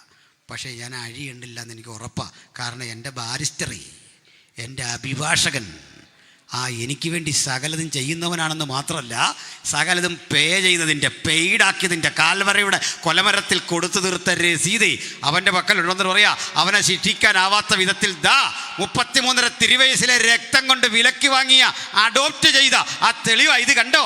ഇതങ്ങോട്ട് ഉയർത്തിപ്പിടിച്ചിട്ട് അങ്ങോട്ട് പറയുമ്പോൾ വാദിഭാഗം തോറ്റ് തകർന്ന് തുന്നം പാടിപ്പോകും. ഈ പ്രവൃത്തിയാ യേശുവിൻ്റെ മധ്യസ്ഥ പ്രാർത്ഥന ഇപ്പം നടന്നുകൊണ്ടിരിക്കുക. ഉയരത്തിൽ അത് നടന്നുകൊണ്ടിരിക്കുക. നമ്മെ ചെറുതാക്കാൻ, അപഹസിക്കാൻ ദുഷ്ടൻ അവിടെ നിന്ന് കാര്യകാരണങ്ങൾ നിരത്തുമ്പോൾ അപ്പുറത്ത് ദൈവത്തിൻ്റെ പരിശുദ്ധാത്മാവ് എന്നിട്ട് പറയുക, നീ പറയുന്നതൊക്കെ ശരിയാകാം, പക്ഷേ അവൻ്റെ പാപത്തിൻ്റെ പ്രായശ്ചിത്തത്തിനായി ഈ നസ്രായൻ ക്രൂശിലൊഴുക്കിയ രക്തം, ആ രക്തത്താൽ അവനെ വിലക്കി വാങ്ങിയ തെളിവ് പിടിച്ചു. ഇതങ്ങോട്ട് പറയാൻ ഉച്ചരിച്ചുകൂടാത്ത ഞരക്കങ്ങളാൽ നമ്മുടെ നാവിനെ കൊണ്ട് പരിശുദ്ധാത്മാവ് നമുക്ക് വേണ്ടി സംസാരിപ്പിക്കുന്നതാണ് അന്യഭാഷ. അർത്ഥമറിഞ്ഞെന്ന് പറഞ്ഞു നോക്കിക്കേ, അർത്ഥമറിഞ്ഞ് രാവെളുക്കോളം ഒന്ന് പറഞ്ഞു നോക്കിക്കേ.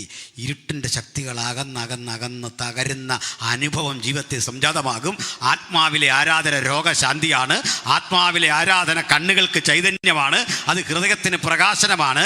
അത് നമ്മുടെ അഹന്തയും നമ്മുടെ എല്ലാ കുറവുകളും പരിഹരിച്ച് നമ്മെ ശക്തരാക്കുന്ന ഒരു മെക്കാനിസം നമ്മുടെ ശരീരത്തിൽ രൂപപ്പെട്ടു വരിക. ഇതുകൊണ്ടാകണം ഭൂരിപക്ഷ ആളുകളും ഇതിനെ എതിർക്കുന്നത്. അതുകൊണ്ട് ഭക്തന്മാരെങ്കിലും ഇവിടെ ഇരിക്കുന്ന ദൈവത്തിൻ്റെ മക്കൾ അതിൻ്റെ വില മനസ്സിലാക്കണം. മാത്രമല്ല സഭയിൽ സകല കൃപാവരങ്ങളും രൂപപ്പെട്ടു വരാൻ ജനത്തെ എഴുന്നേൽപ്പിക്കാൻ പ്രാർത്ഥിക്കണം. ഈ നമ്മുടെ സഭകൾക്ക് ഇന്ന് എന്തെങ്കിലും കുറവുണ്ടെങ്കിൽ ആത്മപ്രവൃത്തിയുടെ കുറവാണ്. എല്ലാ സഭകളിലും ആത്മപ്രവൃത്തിയില്ലാതെ അതൊക്കെ ഭൗതികമായി നമ്മൾ എങ്കിലെങ്കിലുമൊക്കെ തീർക്കാൻ ശ്രമിക്കുകയാണെന്നേ, വാക്കുകൊണ്ടേ, പാട്ടുകൊണ്ടേ, പ്രകടനപരത കൊണ്ടേ ആ കാവഡ്യമൊക്കെ ഒന്ന് മാറ്റിവെച്ചിട്ട് നമുക്കൊന്ന് താഴോട്ടിറങ്ങണം. എല്ലാവർക്കും ദൈവം പ്രവർത്തിക്കുന്നു, കർത്താവ് വലിയവ ചെയ്യുന്നു, ദൈവം വലിയ പ്രവൃത്തിക്ക് നമ്മളെയൊക്കെ ഉപയോഗിക്കും. അതിന് പ്രായം തടസ്സമല്ല, അവസ്ഥ തടസ്സമല്ല. എന്താ കാര്യം എന്നറിയണ്ടേ? യോഗ്യത നോക്കി അവനൊന്നും തരികയില്ല. ഞാൻ യോഗിയാണെന്ന് പറഞ്ഞിരുന്ന യോഗിയാണെന്ന് പറഞ്ഞിരുന്ന മറ്റുള്ള യോഗി അല്ലെന്ന് പറഞ്ഞാലൊന്നും ദൈവം കേൾക്കൂല. അവൻ തനിക്കിഷ്ടമുള്ളവർക്ക് തൻ്റെ കാരുണ്യം പോലെ നൽകുന്നു. ഇങ്ങനെയാ സഭ ഒരുക്കുന്നത്.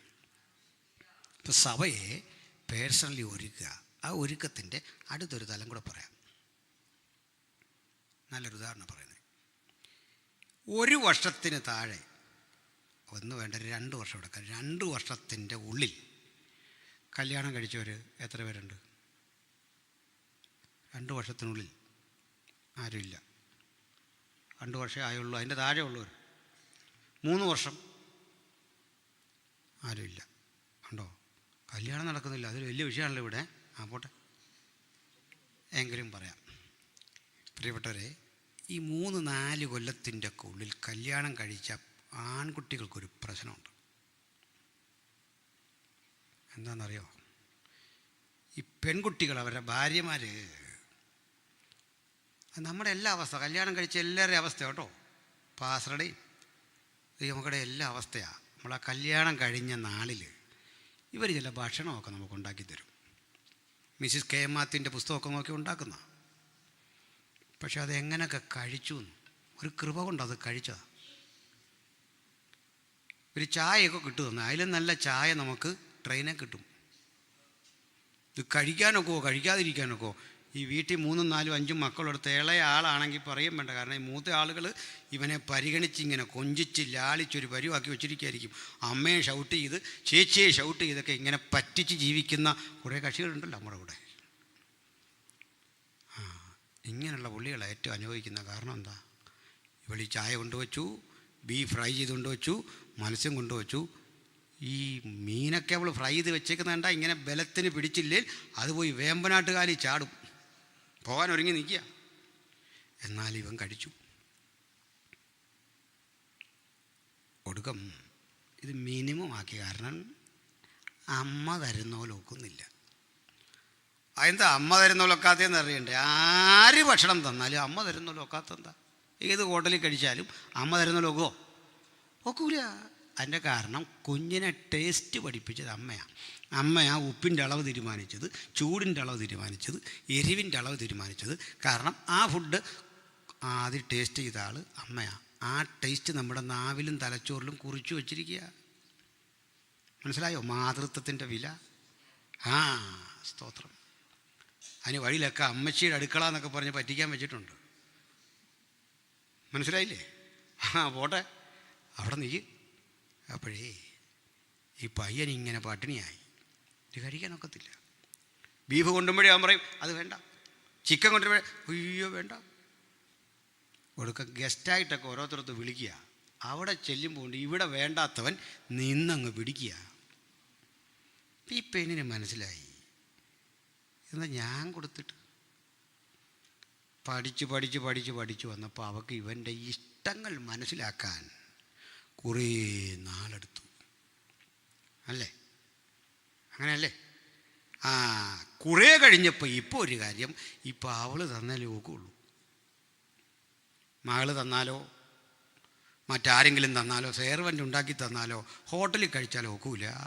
ഭാര്യ തരണം. എന്താ കാര്യം എന്നറിയണ്ടേ? വർഷങ്ങൾ കൊണ്ടേ അവൾ എൻ്റെ ടേസ്റ്റിലേക്ക് വളർന്നു. മനസ്സിലായോ? ഹല്ലേലൂയ. ഇതെല്ലാം കഴിഞ്ഞ് ഇവൾ ചോദിക്കുക, എന്നിട്ടും എന്തിനാ ഭക്ഷണമൊക്കെ കഴിച്ച പണ്ടത്തെ? എന്തിനാ കഴിച്ചതെന്നറിയണ്ട? അയാൾ പറയും ഇത്രേ ഉള്ളൂ കാര്യം. കാരണം നിന്നോടുള്ള സ്നേഹം. ഞാനൊരു വലിയ മർമ്മം പറയാം.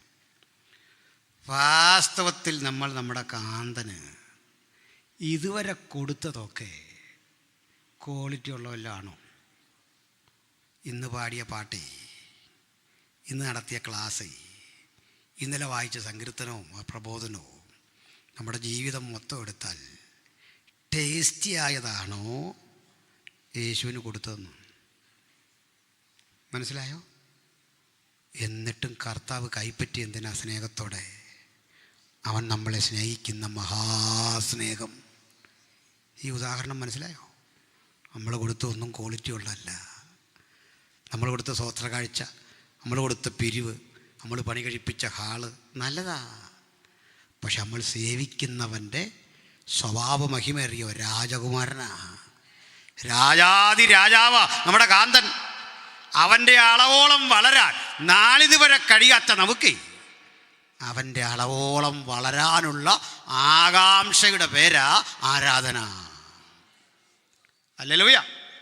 അത് സൃഷ്ടാവിനെ ആരാധിക്കുന്നൊന്നും അല്ലെന്ന്. നമ്മൾ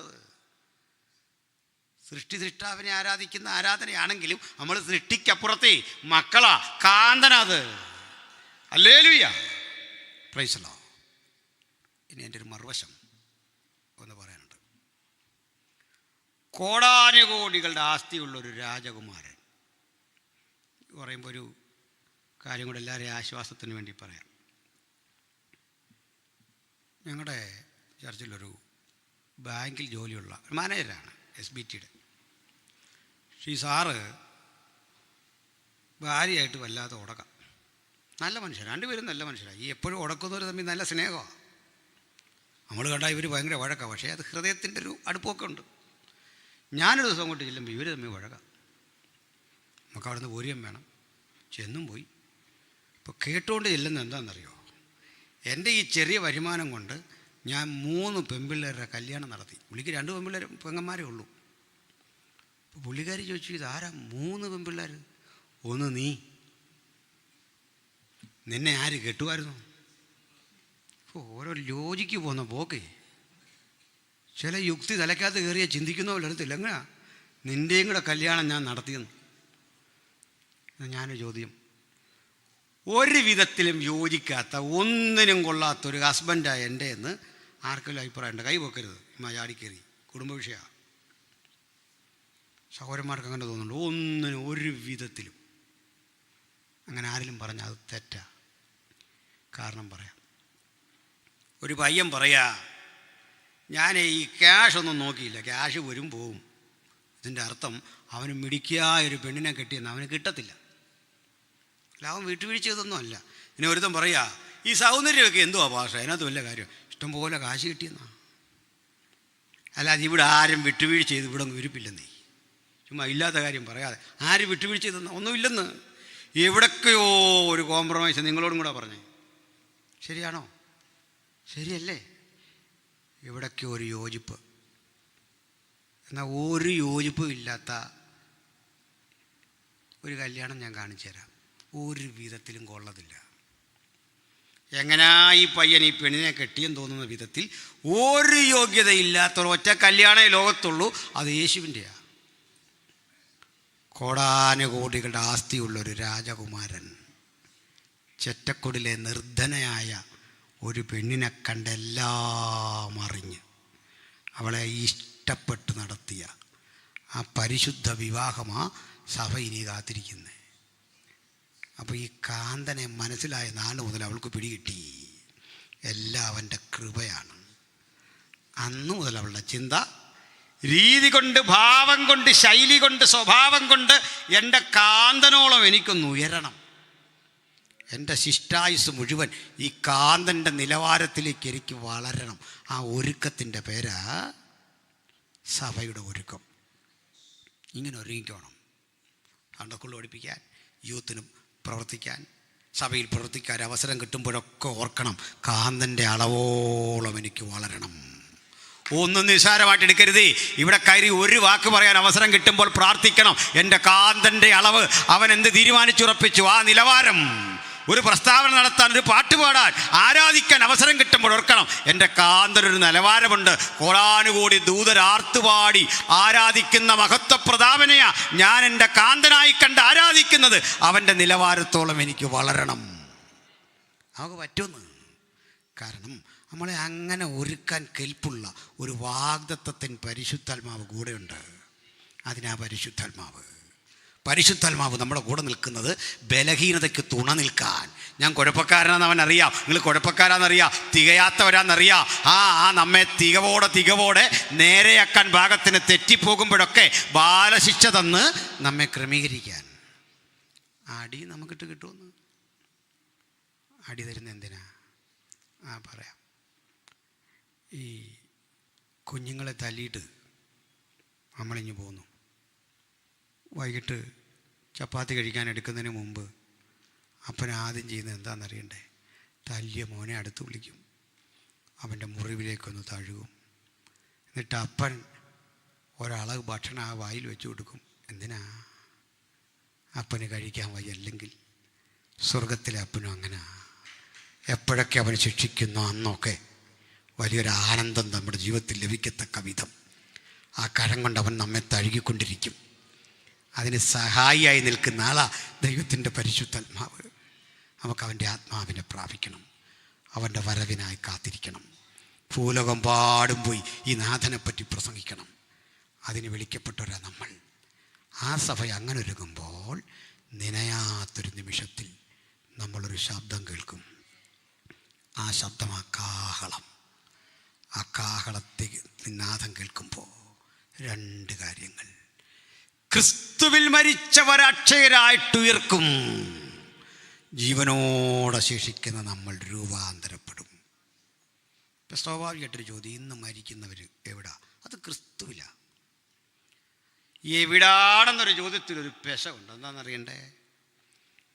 ഈ സ്പേസ് വേണ്ടത് മാറ്ററിനാണ്. പിടികിട്ടിയോ? ഈ പുസ്തകം വെക്കാനൊരു സ്ഥലം വേണമെന്ന്. ഇങ്ങനെ ഈ പുസ്തകം ആത്മാവാണെന്ന് വെക്കുക, ഇത് വെക്കാൻ സ്ഥലമൊന്നും വേണ്ട. മനസ്സിലാകുന്നോ? നമ്മളെ ശരീരം വെട്ടിട്ട് ആത്മാവില ക്രിസ്തുവിൽ മറഞ്ഞിരിക്കുന്നത്. ക്രിസ്തുവിൽ മറഞ്ഞിരിക്കുന്നു എന്ന് പറഞ്ഞാൽ വിശ്രാമ സ്ഥലം ക്രിസ്തുവിലാണ്. എന്നിട്ട് കാഹളം കേൾക്കുമ്പോൾ മരിച്ചവർ ഉയർക്കുമ്പോൾ ഒരു പ്രത്യേകത പറയാം. 2000 ആണ്ട് മുമ്പ് മരിച്ച പൗലുസും ഇന്ന് നമ്മളൊരു വിശുദ്ധനെ അടക്കം ചെയ്തെങ്കിൽ അദ്ദേഹവും ഒരുപോലെ ഉയർക്കുന്നത്. അവർക്ക് ഈ നീണ്ട സമയത്തിൻ്റെ മുഷിവ് അനുഭവപ്പെടത്തില്ല. അതെന്താ കാര്യം? പറയാം, ശ്രദ്ധിക്കണം. ഒരു ചർച്ച നടക്കുമ്പോൾ നമ്മൾ മധ്യാകാശത്തിൽ 7 കൊല്ലം ജീവിക്കുമെന്ന് ഇങ്ങനെ പറയുമല്ലോ. ഞാൻ ആലോചിച്ച്, ഈ മധ്യാകാശത്തിൽ 7 കൊല്ലം എന്ന് പറയുമ്പോൾ കലണ്ടർ മനോരമ തന്നെയാണോ? കാരണം എന്താ? നമ്മൾ പോയെന്ന്, നമ്മൾ മുകളിലെത്തി. ഭൂമി കറങ്ങുന്നതല്ലേ ഒരു ദിവസം. അങ്ങനെ 365 ദിവസമല്ലേ ഈ കറക്കമൊക്കെ ഇവിടെ നടക്കും. സ്വർഗീയ സമയക്രമം വേറെയാണ്. ഭൂമിയൊക്കെ ചെറുതാ. കോടാനുകോടി വർഷങ്ങൾ കഴിഞ്ഞാലും ഭക്തൻ ഇന്നലെ കഴിഞ്ഞ ഒരു ദിവസം പോലെ, രാത്രിയിലെ ഒരു യാമം പോലെ ഉയർക്കും. ജീവനോടെ ശേഷിക്കും നമ്മൾ രൂപാന്തരപ്പെടും ക്രിസ്തുവിനോട് കൂടെ. ആ കർത്താവ് നമ്മളെ കൈക്കൊണ്ട് നമുക്കൊരു സെലസ്റ്റ്യൽ ബോഡി തരും. സെലസ്റ്റ്യൽ ബോഡിയിലാണ് അടക്കുന്നത്. കാരണം എന്താ? ഉയർക്കുന്നത്. പ്രാകൃത ശരീരം വിതച്ചു, ആത്മശരീരം ഉയർക്കും. ബലഹീനതയിൽ വിതച്ചു, ശക്തിയിൽ ഉയർക്കും. അതായി ശരീരം. ഇനി അതൊത്തിരി പറഞ്ഞാൽ നമുക്ക് നേരം പോകും, നമ്മുടെ വിഷയത്തിൽ ചെന്നെത്തിയില്ല. ഇവിടുന്ന് നമ്മയും കൊണ്ട് നമ്മുടെ കർത്താവ് പ്രകടമായൊരു വരവ്, വിസിബിലിറ്റി ഉള്ളൊരു വരവ്. ഏത് കണ്ണും അവനെ കുത്തി തുളച്ചവരും അവനെ കാണും. ഭൂമിയിലെ ഗോത്രങ്ങളൊക്കെ അവനെ ചൊല്ലി വിലപിക്കും. ആ വരവിന് അവൻ കരുതി വച്ചിട്ടുള്ള സ്ഥലമാണ് ഒലിവുമല. സക്കറിയ പറയും, അന്നാളിൽ കിഴക്കൊലിവുമലയിൽ അവൻ്റെ പാദം അമരും, ഒലിവുമല 2ആയി പിളരും, ഒരു താഴ്വര സംജാതമാക്കും. എന്ന് നിങ്ങൾ ഈ എസ്ട്രൈലോൺ താഴ്വര, അർമ്മഗീതമൊക്കെ കണ്ടാൽ 1000 ഫുട്ബോൾ കോർട്ടിൻ്റെ വലിപ്പമാണ്. അങ്ങ് കിടക്കുകയാണ്, സമതലം പോലെ കിടക്കുകയാണ്. യുദ്ധത്തിൻ്റെ മൂർധന്യ ആ ഘട്ടത്തിലേ നമ്മെ ചേർത്ത് നമ്മുടെ കർത്താവ് ഒലിമതയിൽ പാദമമർന്ന് അവിടെ വച്ച് എതിർക്രിസ്തു എന്നവനെ വായിലെ ശ്വാസത്താൽ ഉമിണ്ണ് കളയുന്നു. തോൽവി പിണഞ്ഞ് അവനെ പിടിച്ചു.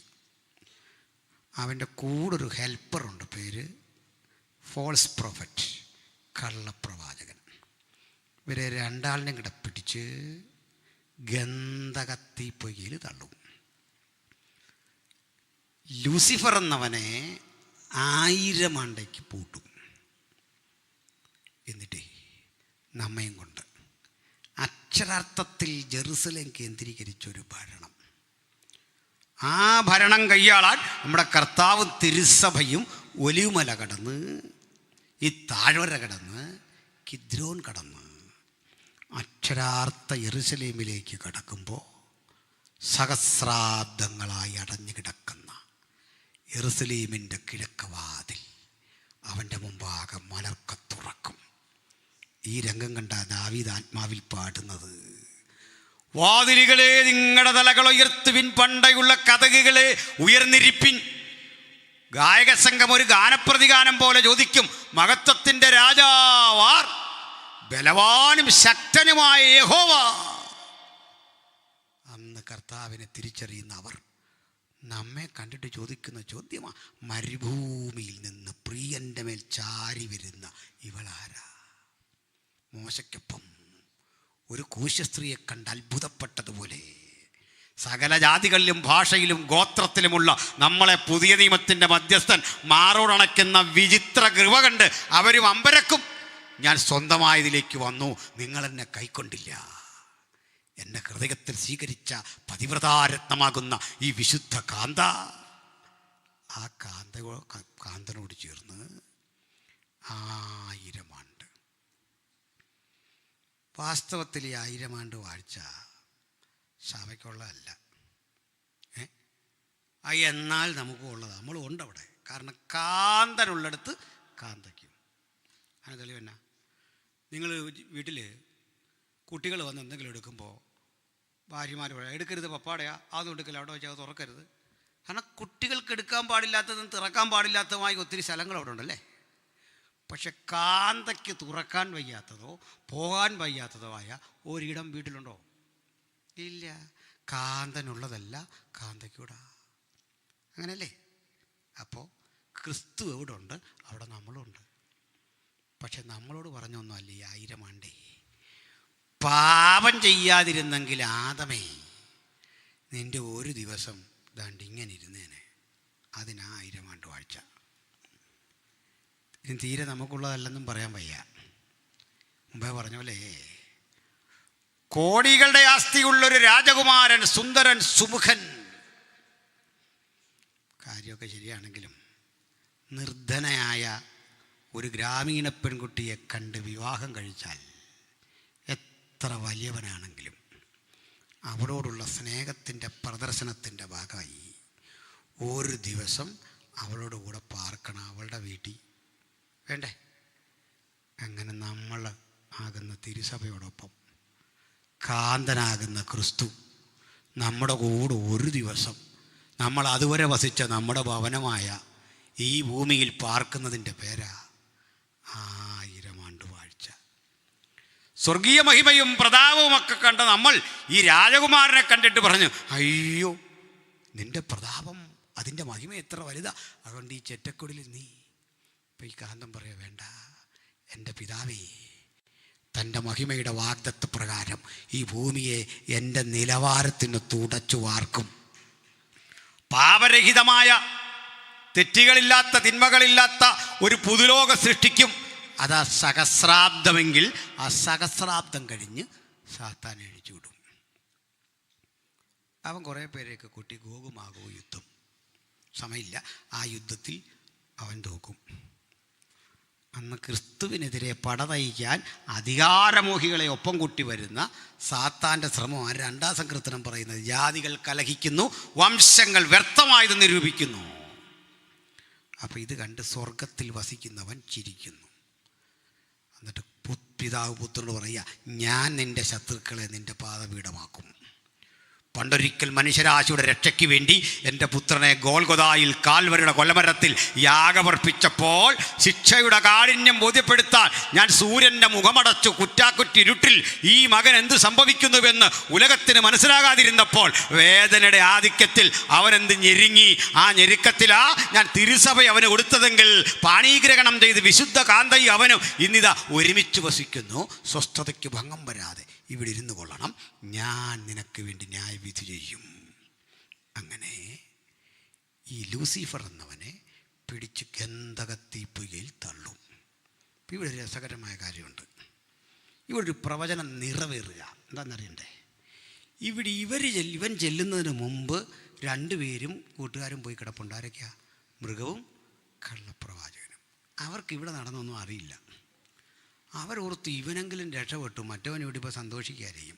പക്ഷെ അടി കിട്ടി ഇവനിവിടെ താഴെ വീഴുന്ന കണ്ടിട്ട് ഇവർ തമ്മിൽ പറയുന്ന വാചകമാ യെശയ്യാ പ്രവചിച്ചു വെച്ച്, അരുണോദയപുത്രനായ ശുക്ര, നീ വെട്ടേറ്റ് നിലത്ത് വീണതെങ്ങനെ? ജാതികളെ താഴ്ത്തിക്കളഞ്ഞവനെ, നീ ഞങ്ങൾക്ക് തുല്യനായോ? ആരായി ഞങ്ങളെന്ന് മനസ്സിലായോ? പണ്ട് ഈ ഞങ്ങളൊന്നുമില്ല. ഇന്ന് ആ പ്രവചനം പൂർത്തീകരിക്കുന്നത്. പണ്ട് തകർന്നവൻ്റെ പ്രവചനം പൂർണ്ണ അർത്ഥത്തിൽ നടക്കുന്നതെന്നാ അന്ന്. ഇവിടുന്ന് അന്ത്യന്യായവിധി. തദനന്തരം മരിച്ചവർ ആബാലവൃത്ത ഇവനോടുകൂടെ ന്യായവിധിക്കപ്പെട്ടവരായി പോകും. വീണ്ടെടുക്കപ്പെട്ട തിരുസഭയും ആ പിൽക്കാലത്ത് വന്നണഞ്ഞ യഹൂദ സമൂഹവും പഴയ നിയമ ജനവും എല്ലാം ചേരുന്നൊരു പുതുജനതയുടെ ജീവിതത്തിന് വേണ്ടി പുതിയ ആകാശഭൂമികൾ ഒരുങ്ങും. ഏറ്റവും ഒടുവിൽ നമുക്കൊരു പുതിയ യെരുശലേം, അതാ ക്യാപിറ്റൽ സിറ്റി. വിശദീകരിക്കുന്നില്ല. ഇങ്ങനെ ഒലിവുമല കടന്ന് പുതിയ യെരുശലേം, പഴയ യെരുശലേമിലേക്ക് യാത്ര ചെയ്യുന്ന ക്രിസ്തുവിനെക്കുറിച്ചുള്ള പ്രവചനമാണ് മത്തായി 27 നമ്മൾ വായിച്ചത് കഴിഞ്ഞ ദിവസം. അന്നാളിൽ യഹോവയുടെ നാമത്തിൽ വരുന്നവൻ വാഴ്ത്തപ്പെട്ടവനെന്ന് നിങ്ങൾ പറയും. അതുവരെ കാണില്ല. നിത്യതയിലേക്ക് എത്തുമ്പോൾ മനോഹാരിത ഒത്തിരിയാണ്, പറയാൻ നേരമില്ല. ഒറ്റ പോയിന്റ് പറഞ്ഞ് 1 മിനിറ്റ് കൊണ്ട് നിർത്താം. പ്രിയരെ, ഞാൻ നമ്മളുടെ മാവേലിക്കരയുള്ള IM ബൈബിൾ കോളേജിൽ ഇതിങ്ങനെ ക്ലാസ് എടുക്കുക, ഡാനിയൽ ആൻഡ് റെവലേഷൻ. ഇതെല്ലാം കേട്ട് ഒരു സഹോദരൻ ചോദിച്ചു, നമ്മൾ ഈ നിത്യതയിൽ ചെന്നാൽ എന്തെങ്കിലും ഒരു സന്ദർഭത്തിൽ പഴയ പോലെ ഒരു അഹങ്കാരമൊക്കെ വന്ന് ലൂസിഫറിന് പറ്റുമല്ലോ? പറ്റുമോ?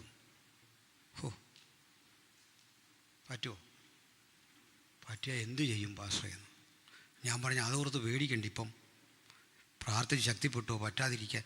അത് ഉത്തരവല്ലല്ലോ. ഞാനതിലും പറഞ്ഞു, നാളെ പറയാം. പ്രാർത്ഥിച്ചിട്ട് പിറ്റേന്നൊരു ഉത്തരം പറഞ്ഞു. നിത്യതയിൽ നമുക്ക് അങ്ങനൊന്നും പറ്റിയല്ല. നമ്മൾ ദൂതതുല്യരാകും. അന്നേരം അവൻ പറയാ, ദൂതനാണല്ലോ പണി കാണിച്ച, അപ്പോൾ ദൂതതുല്യരായ നമ്മൾ. എന്നിട്ട് പറയും, ഒന്നും ഓർക്കില്ല, നമ്മുടെ ആളുകളുടെ സ്വഭാവമല്ലേ, നിഗളിച്ചു പോയാൽ എന്ത് ചെയ്യും? അവൻ പറഞ്ഞ ന്യായമാണ്. ഞാൻ പറഞ്ഞില്ല. എൻ്റെ കാരണം പറയാം. കർത്താവ് അവിടെ ഉണ്ട്. നമുക്കെല്ലാം മാറ്റം വന്നാലും മാറ്റമില്ലാത്തവനായി യേശു അവിടെ ഉണ്ട്. മാത്രമല്ല, അവൻ്റെ തിരുമുറിവിനെ ഒരു കുറവും വരാതെ അവിടെ ഉണ്ട്. ആ മുറിവ് അപ്പോഴും ഉണ്ടെന്ന്. മുറിവുണ്ടോ? തെളിവ് വേണോ? ആ ഉയർത്തെഴുന്നേറ്റ് യേശുവല്ലേ നമ്മുടെ തോമസിനോട് പറഞ്ഞു, വാ എൻ്റെ വിലാപ്പുറം ഒന്ന് സ്പർശിക്കുക, ഈ പഴുതിലൊന്ന് വിരലിട്ട്. എന്താ ഈ മുറിവ് പോകാത്തതെന്നറിയോ? ഈ മുറിവേ ഒരപാകതയോ കുറവോ അല്ല, ഇത് ജയമെടുത്തതിൻ്റെ തെളിവാണ്. ആ ഒരു സൈനിക മേധാവിയുടെ സ്റ്റാർ പോലെ ഈ മുറിവ്. കാരണം സിംഹമടയിലേക്ക് പോയ ഒരാടും തിരിച്ചു വന്നിട്ടില്ല. ചെന്നായ്ക്കളരിയിൽ പോയത് കാടിച്ച് കീറും. പക്ഷെ സിംഹമടയിൽ കടന്നേ ആ ചെന്നായ്ക്കളുടെ പറ്റത്തെ സിംഹത്തിൻ്റെ പടകളെ മുഴുവൻ അടിച്ചു തോൽപ്പിച്ച ജയാളിയുടെ മുറിവാ നമ്മൾ ഈ കണ്ടത്. ഒരു സൈനിക മേധാവിയുടെ മുറിവ് കാണുമ്പോഴേ രാഷ്ട്രം സല്യൂട്ടടിക്കും. എന്താ കാര്യം? ഞാൻ അതിനൊരു ഉദാഹരണം പറയാറുണ്ട്. വർഷങ്ങൾക്കപ്പുറത്തേ കാർഗിൽ യുദ്ധം നടക്കുമ്പോൾ അജയ് യഹൂജ എന്നു പേരുള്ളൊരു മലയാളിയായ സൈനികൻ മരിച്ചു. ബോഡി ഇവിടെ വന്നു. ഇന്ന് വാജ്പേയിയാണ് നമ്മുടെ പ്രധാനമന്ത്രി. ആചാരാനുഷ്ഠാനങ്ങളോടൊക്കെ യാത്രയ്ക്ക് മുമ്പ് ഈ വാജ്പേയി എഴുതിയ ഒരു കവിത അദ്ദേഹത്തിൻ്റെ ഭാര്യയെ വായിച്ചു കേൾപ്പിച്ചു. കൂടെ വന്നൊരാൾ, മാന്യഭവതി, നിൻ്റെ പ്രിയപ്പെട്ടവൻ മരിച്ചു. ഇന്ത്യയുടെ ദേശീയ പതാക പുതപ്പിച്ച ഭൗതിക ശരീരം അങ്ങോട്ട് വിട്ടിട്ടുണ്ട്. കഴിയുമെങ്കിൽ നീ ആ ദേശീയ പതാകയൊന്ന് മാറ്റി നിൻ്റെ ഭർത്താവിൻ്റെ നെഞ്ച് ഒന്ന് നോക്കണം. ആഴത്തിലൊരു മുറിവ് അവിടെയുണ്ട്. ആ മുറിവ് പുറത്തായിരുന്നെങ്കിൽ ഞാൻ ഈ കുറിപ്പ് എഴുതുമായിരുന്നില്ല. ആ മുറിവ് നെഞ്ചിലാണ്. അതിൻ്റെ അർത്ഥം പാകിസ്ഥാനികൾ നമുക്ക് നേരെ പാഞ്ഞു വന്ന് തിരതുപ്പുന്ന തോക്കുകൾ കൊണ്ട് ആക്രമണത്തിനടുക്കുമ്പോൾ പിന്തിരിഞ്ഞോടിയെങ്കിൽ ആ മുറിവ് പുറത്താകുമായിരുന്നു. പക്ഷേ അവരായുധത്തിൻ്റെ മുമ്പിൽ നിന്നെയോ മക്കളെയോ അല്ല ആ സൈനികൻ ഓർത്തത്. 110 കോടി, അന്ന് ഇന്ത്യൻ ജനസംഖ്യ 110 കോടി ആളുകളെ രക്ഷിച്ച മുറിവാ ആ മുറിവ്. അതിലേക്ക് സല്യൂട്ടടിച്ചുകൊണ്ട് അദ്ദേഹം ഈ കവിത അവസാനിപ്പിക്കുമ്പോൾ നിന്നവരെല്ലാം ഉച്ചത്തിൽ ഭാരത് മാതാ കീ ജയ് എന്ന് പറഞ്ഞ് അലറുകയാണ്. ആ വാക്കിൻ്റെ തീപ്പൊരി സ്പർശം അതാണെങ്കിൽ യേശുവിൻ്റെ 5 മുറിവിലേക്ക് നോക്കിയിട്ട് പറയാം, ഞങ്ങളെ രക്ഷിച്ചത്, ഞങ്ങളെ വീണ്ടെടുത്തത് ആ മുറിവാ. അവിടെ ചെന്നിരുന്നൊക്കെ ഈ നികള മനോഭാവമൊന്നും വരില്ല. അഥവാ വന്നാലേ അവൻ ഈ കരമുയർത്തി നമ്മളെ ഒന്ന് കാണിച്ചാൽ നമുക്ക് മനസ്സിലാക്കും, നീ ഇവിടെ വരെ വന്നതേ നിൻ്റെ യോഗ്യതയല്ല, ഈ മുറിവാണ് നിന്നെ ഇവിടെ വരെ കൊണ്ടുവന്നത്. ഒന്ന് പറഞ്ഞു നിർത്തട്ടെ സഹോദരങ്ങളെ, നമ്മുടെ കുഞ്ഞുങ്ങളൊക്കെ ഇവിടെ പാട്ട് പാടും, നമ്മളെല്ലാം പാടും. ഇവിടുന്ന് പാടുന്ന പല പാട്ടും സ്വർഗത്തെ പറ്റിയല്ലേ. നീതി സൂര്യൻ വരുന്നതും കാന്തനെ കാണുവാൻ ആർത്തി വളരുന്നതും കർത്താവ് താൻ പ്രധാന ദൂതൻ്റെ ശബ്ദത്തോടെ വരുന്നതും ഇതൊക്കെ പാടും. ഈ പാട്ടൊന്നും സ്വർഗത്തിൽ ചെന്നാൽ വേണ്ട. വേണോ? പിന്നെയും പാടും അതുമല്ലോ, ഇല്ലെങ്കിൽ ചെന്നല്ല. പക്ഷെ സ്വർഗത്തെ എന്നും ഇങ്ങനെ ത്രസിപ്പിച്ച് നിർത്തുന്നൊരു പാട്ടുണ്ട്. സ്വർഗീയ ജീവജാലങ്ങളെയും ആവേശഭരിതരാക്കുന്നൊരു പാട്ടുണ്ട്. ആ പാട്ട് സ്വർഗത്തിലെ മനോഹരമായ തെരുവീഥികളെക്കുറിച്ചോ തങ്കത്തെരുവീഥികളെക്കുറിച്ചോ മറഞ്ഞിരിക്കുന്ന മന്നയെക്കുറിച്ചോ അത് ഭക്ഷിക്കുന്ന നമ്മളെക്കുറിച്ചോ ഒന്നുമല്ല. സ്വർഗീയ ജീവികൾ ആർത്തുല്ലസിച്ച് പാടുന്ന പാട്ട് ഭൂമിയിൽ നടന്നൊരു സംഭവമാണ്. എന്താ അവറ്റകൾ പാടുന്നതെന്ന് അറിയണ്ടേ? നീ അറുക്കപ്പെട്ടു. കണ്ടോ സുവിശേഷത്തിൻ്റെ ശക്തി? നീ അറുക്കപ്പെട്ടു, അതാ സുവിശേഷം. സ്വർഗത്തിലും ഉയർന്നു കേൾക്കുന്ന ശബ്ദമാ നീ അറുക്കപ്പെട്ടു. നമുക്കിന്ന് രാത്രി പിരിയുമ്പോൾ പറയാം, അറുക്കപ്പെട്ട കുഞ്ഞാടേ അങ്ങയ്ക്ക് മഹത്വം, നീ അറുക്കപ്പെട്ടു.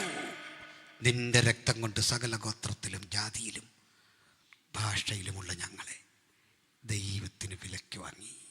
ഇന്ന് പിരിയുമ്പോൾ ആ രക്തത്തോടെ ഏകീഭവിച്ച് ഒരു പുതിയ ജയം കരഗതമാക്കാൻ, ഒരു പുതിയ സമർപ്പണത്തിനൊരുങ്ങാൻ സർവശക്തൻ കൃപ നൽകട്ടെ.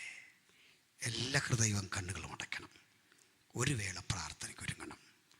പ്രാർത്ഥിക്കുമ്പോൾ എൻ്റെ നിത്യത, നിങ്ങളുടെ നിത്യത, കേട്ട നമ്മുടെ നിത്യത, ഇന്ന് മരിച്ചാലും നിത്യത നഷ്ടം വരാതെ നമ്മുടെ തമ്പുരാനോട് ചേരാൻ, ക്രൂശ് നമുക്ക് പഥ്യമായി തീരാൻ, ആ രക്തം നമുക്ക് വീര്യമായി തീരാൻ നമ്മെ തന്നെ ഏൽപ്പിച്ചാട്ടെ.